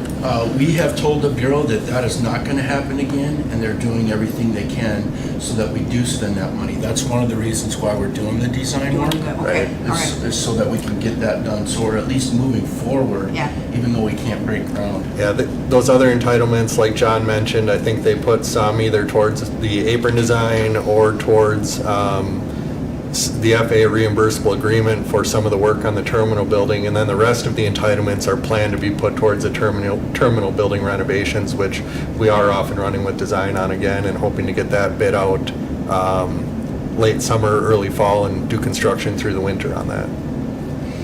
So what comes after that is all payments. It's 1331. So as every pavement project gets pushed back a year, so do these other things. And so it's runway 1331 and then taxiway reconstruction. So we've got to solve this funding source problem, which I'll touch on at the end. When we get to the airport snow removal equipment, that's a program through the Wisconsin Bureau of Aeronautics. It's how we purchased our last snow removal equipment, our tractor, our broom, and our brush. The plan is this time we'll probably get a front end loader instead of a tractor, and it'll still be able to do all the work we want, but it'll be more durable. I think you'd have to look in the details here, but I know that tractor's got to be at least 10 years old. It might be 12 years old. I don't have that off the top of my head. So we're not having any big problems with it right now, but it is getting at that age where we can anticipate we might. East Hangar development, we're having a hangar constructed this year and quite possibly two. So that would only leave about 2 or 3 more spots in that East Hangar development area based on the size of the hangars that might be requested. So in order to continue to construct hangars to the east, we're going to have to bring the taxiway out, which would be the phase 2 part of that East Hangar development project, which we've had on the plan for a long time. And that's FAA money as well. And then another pavement project, the taxi lanes in between the hangars are in better shape than the taxiways and the apron and the runways. So that's why the list is there.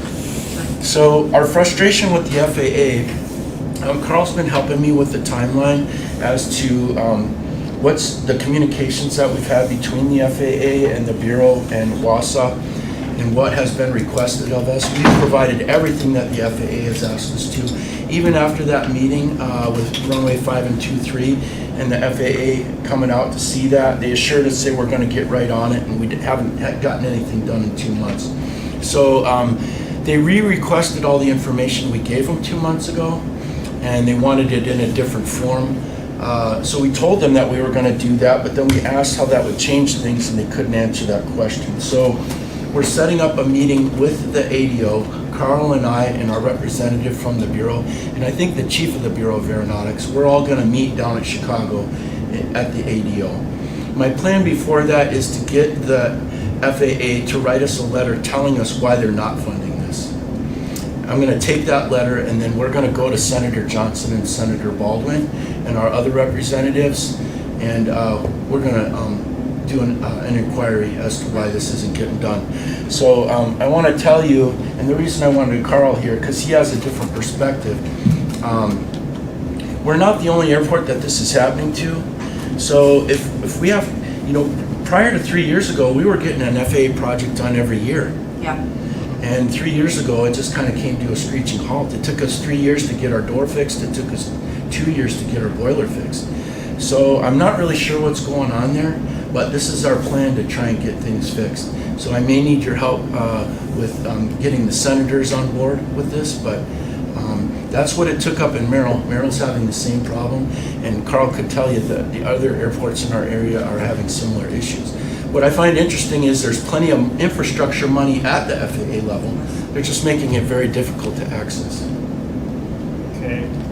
So, yeah, their problem at the FAA is more structural and not being able to, get the money released. It seems like the discussion we've had at the airport committee is that a lot of it comes down to inexperience. There's been a volume of staff turnover within that agency, and everyone is afraid to just pull the trigger and make a decision, so they push it to someone else and someone else and someone else, which continues to leave you in this tangled web of bureaucracy, and not one person can cut a check. So that's been super frustrating. I mean, at least for us on the airport committee, I mean, I feel like we're 2 years behind. And so I agree with the legislative advocacy nuclear option, because there's just no other way. I mean, the whole point of bipartisan infrastructure dollars was to shore up infrastructure, which includes airports in this country.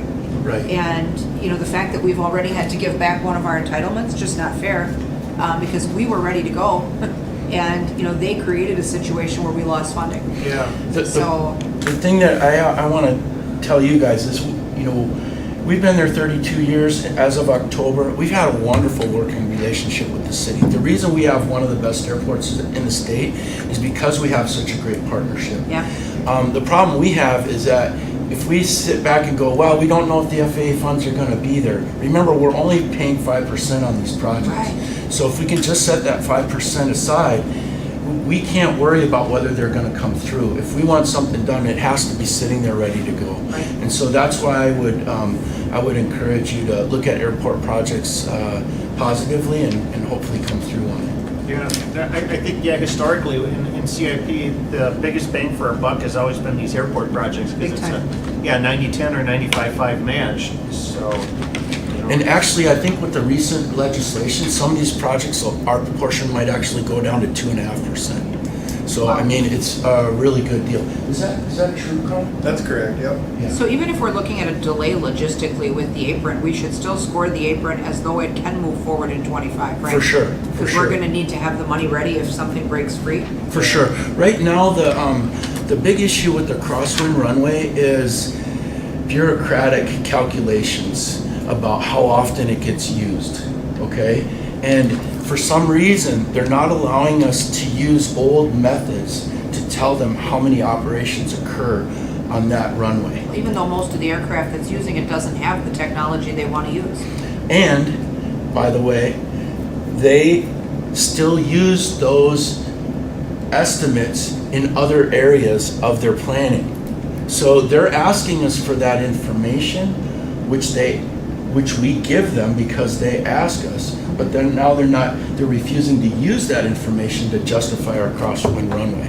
Wow. So these are the points that we're going to bring up with the Senate. Huge double standard. It's pure bureaucracy, very frustrating. It's, amen. So, yeah, I mean, we should score. Now, it looks like for 25, we have now both runways, right? Yep. 13 and 3-1 and 5 and 2-3. Yeah, the thing to remember there is with these projects now, the way the projects are done, we can't do planning and design and construction in the same year. Right. But we can't just set aside our money for planning and design and then provide the money for the construction later. We're kind of putting it in one lump sum so that we know we can do the project. Okay.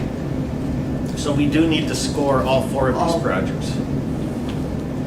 Even though runway 1331 is pushed off, the construction is at least 2 years out. Correct. But the planning wasn't, so we have to fund that, right? The engineering Correct. part? Okay. Correct. The 20,000 or the whole 251? Yeah, I would do the whole thing because who knows? They might come through. The logjam might release, and then we would be ready with our share. Yeah. My hope is that it does with the Senate involvement. I feel like that's the only option at this point to clear the logjam. Yep. Set. Okay. Anything else on airport? All right. Well, thank you, John. Thank you for your patience. Yep. Let's see. I guess That was it. that was it. Yeah, we covered everybody, so that's awesome. So do we need Thursday then, or no? No, we won't meet Thursday, but, Susan's talking to John right now. Well, and that was the other question is, do we want, I mean, are we quick enough to rank and do the rank Thursday, or do we want? No, Thursday? I don't No, I think need a Just little wait. more time than that. Yeah. Okay. Susan, do we have another meeting set for this group, or July. not yet? There's one in July, I think. July, Oh, yes. today was July one 18th. presentations, but we can cancel it, right? Yeah, yeah, And yeah. There's a July 18th. Yeah, so we'll plan that meeting, yeah. For rank. For, Yeah. July 18th, okay. Yes, so we'll send out emails before that. So send us an electronic Turn- ranking sheet, yes, and yep, we should probably get that in by Yeah. the 12th, maybe? I'll be packing, but I can make it. okay, good. I'll be packing too, I'm going out of town the 20th. so July 12th, we really need to have this Yeah. scores in. Wyoming. Yeah, that'd be great. With my son. He's never been there. Most of my mom's family's out there, so we're going out to visit. I haven't been out there. They've been here, but I haven't End been up out sitting there. around in the 20 fire years. doing this thing. So Oh, I'll be yeah. living, which is 70 miles north of Cheyenne. But my grandmother's 99 and still living in her own home, and so I want to go while she's still good. See her. A friend of mine just turned 100 a couple weeks ago, and he lives in his house in Yeah, Berlin. she lives in our senior apartment. She gets around and does her own cooking and stuff still, and she'll be 100 in January. So looking at things, we've got, with everything we've been requested today, total project amount of $6,580,922. $3,403,745 would come from through other funding sources. So the CIP request is $3,177,177. And how much do we have budgeted for CIP? So It's usually $1.5 million. I mean, we had, No, so typically, most of our borrowing that we do goes to the street projects. Yeah. So that leaves us with the levy, which is about $600,000. So you can see that there's, quite a shortfall. So we'd only have about 600,000 that we could allocate for CIP. Yeah. But, That's from tight. all fund sources, because if we find alternate fund sources, right, we usually get more sometimes we done. can find all. So I mean, if we can find something from equipment fund, motor pool, Yeah. TID, whatever. Well, but yeah, So, well, motor pool, you're right, motor Definitely. pool's behind already, but, Yeah. yeah. Okay. okay. Okay. And I didn't have a chance, because we kind of got discombobulated this morning with the system being down, but Susan Welly is the new Assistant Finance Director, and she put the packets together for All us right. this year, and worked with all the departments to help them. Awesome. So I appreciate, it's awesome. Well to have done. Susan here. Thank you. Susan So came from- Thursday's off. Yes, Thursday's Thursday's off. off. When do I turn these in? July 12th. Yeah. So we got some Bring in the time. finance? Yep, yep. And you'll send us an Excel Yeah, file, we'll right? send you an Excel if you want Okay, to just. perfect. put I would in. grab I it. like the Excel file, Yeah. that's, see my totals. Yeah. Okay. Okay, thank Anything you else? very much, everybody, for Anything sticking else with for the it. good of the order? Otherwise, We're I'll good. entertain a Move to motion to adjourn. Motion from Rasmussen. And Second. second from Wadinski. No discussion, so all those in favor say aye. Aye. We're adjourned. All right, thanks. This went well. Yeah. So I wondered, I know Gary Gisman came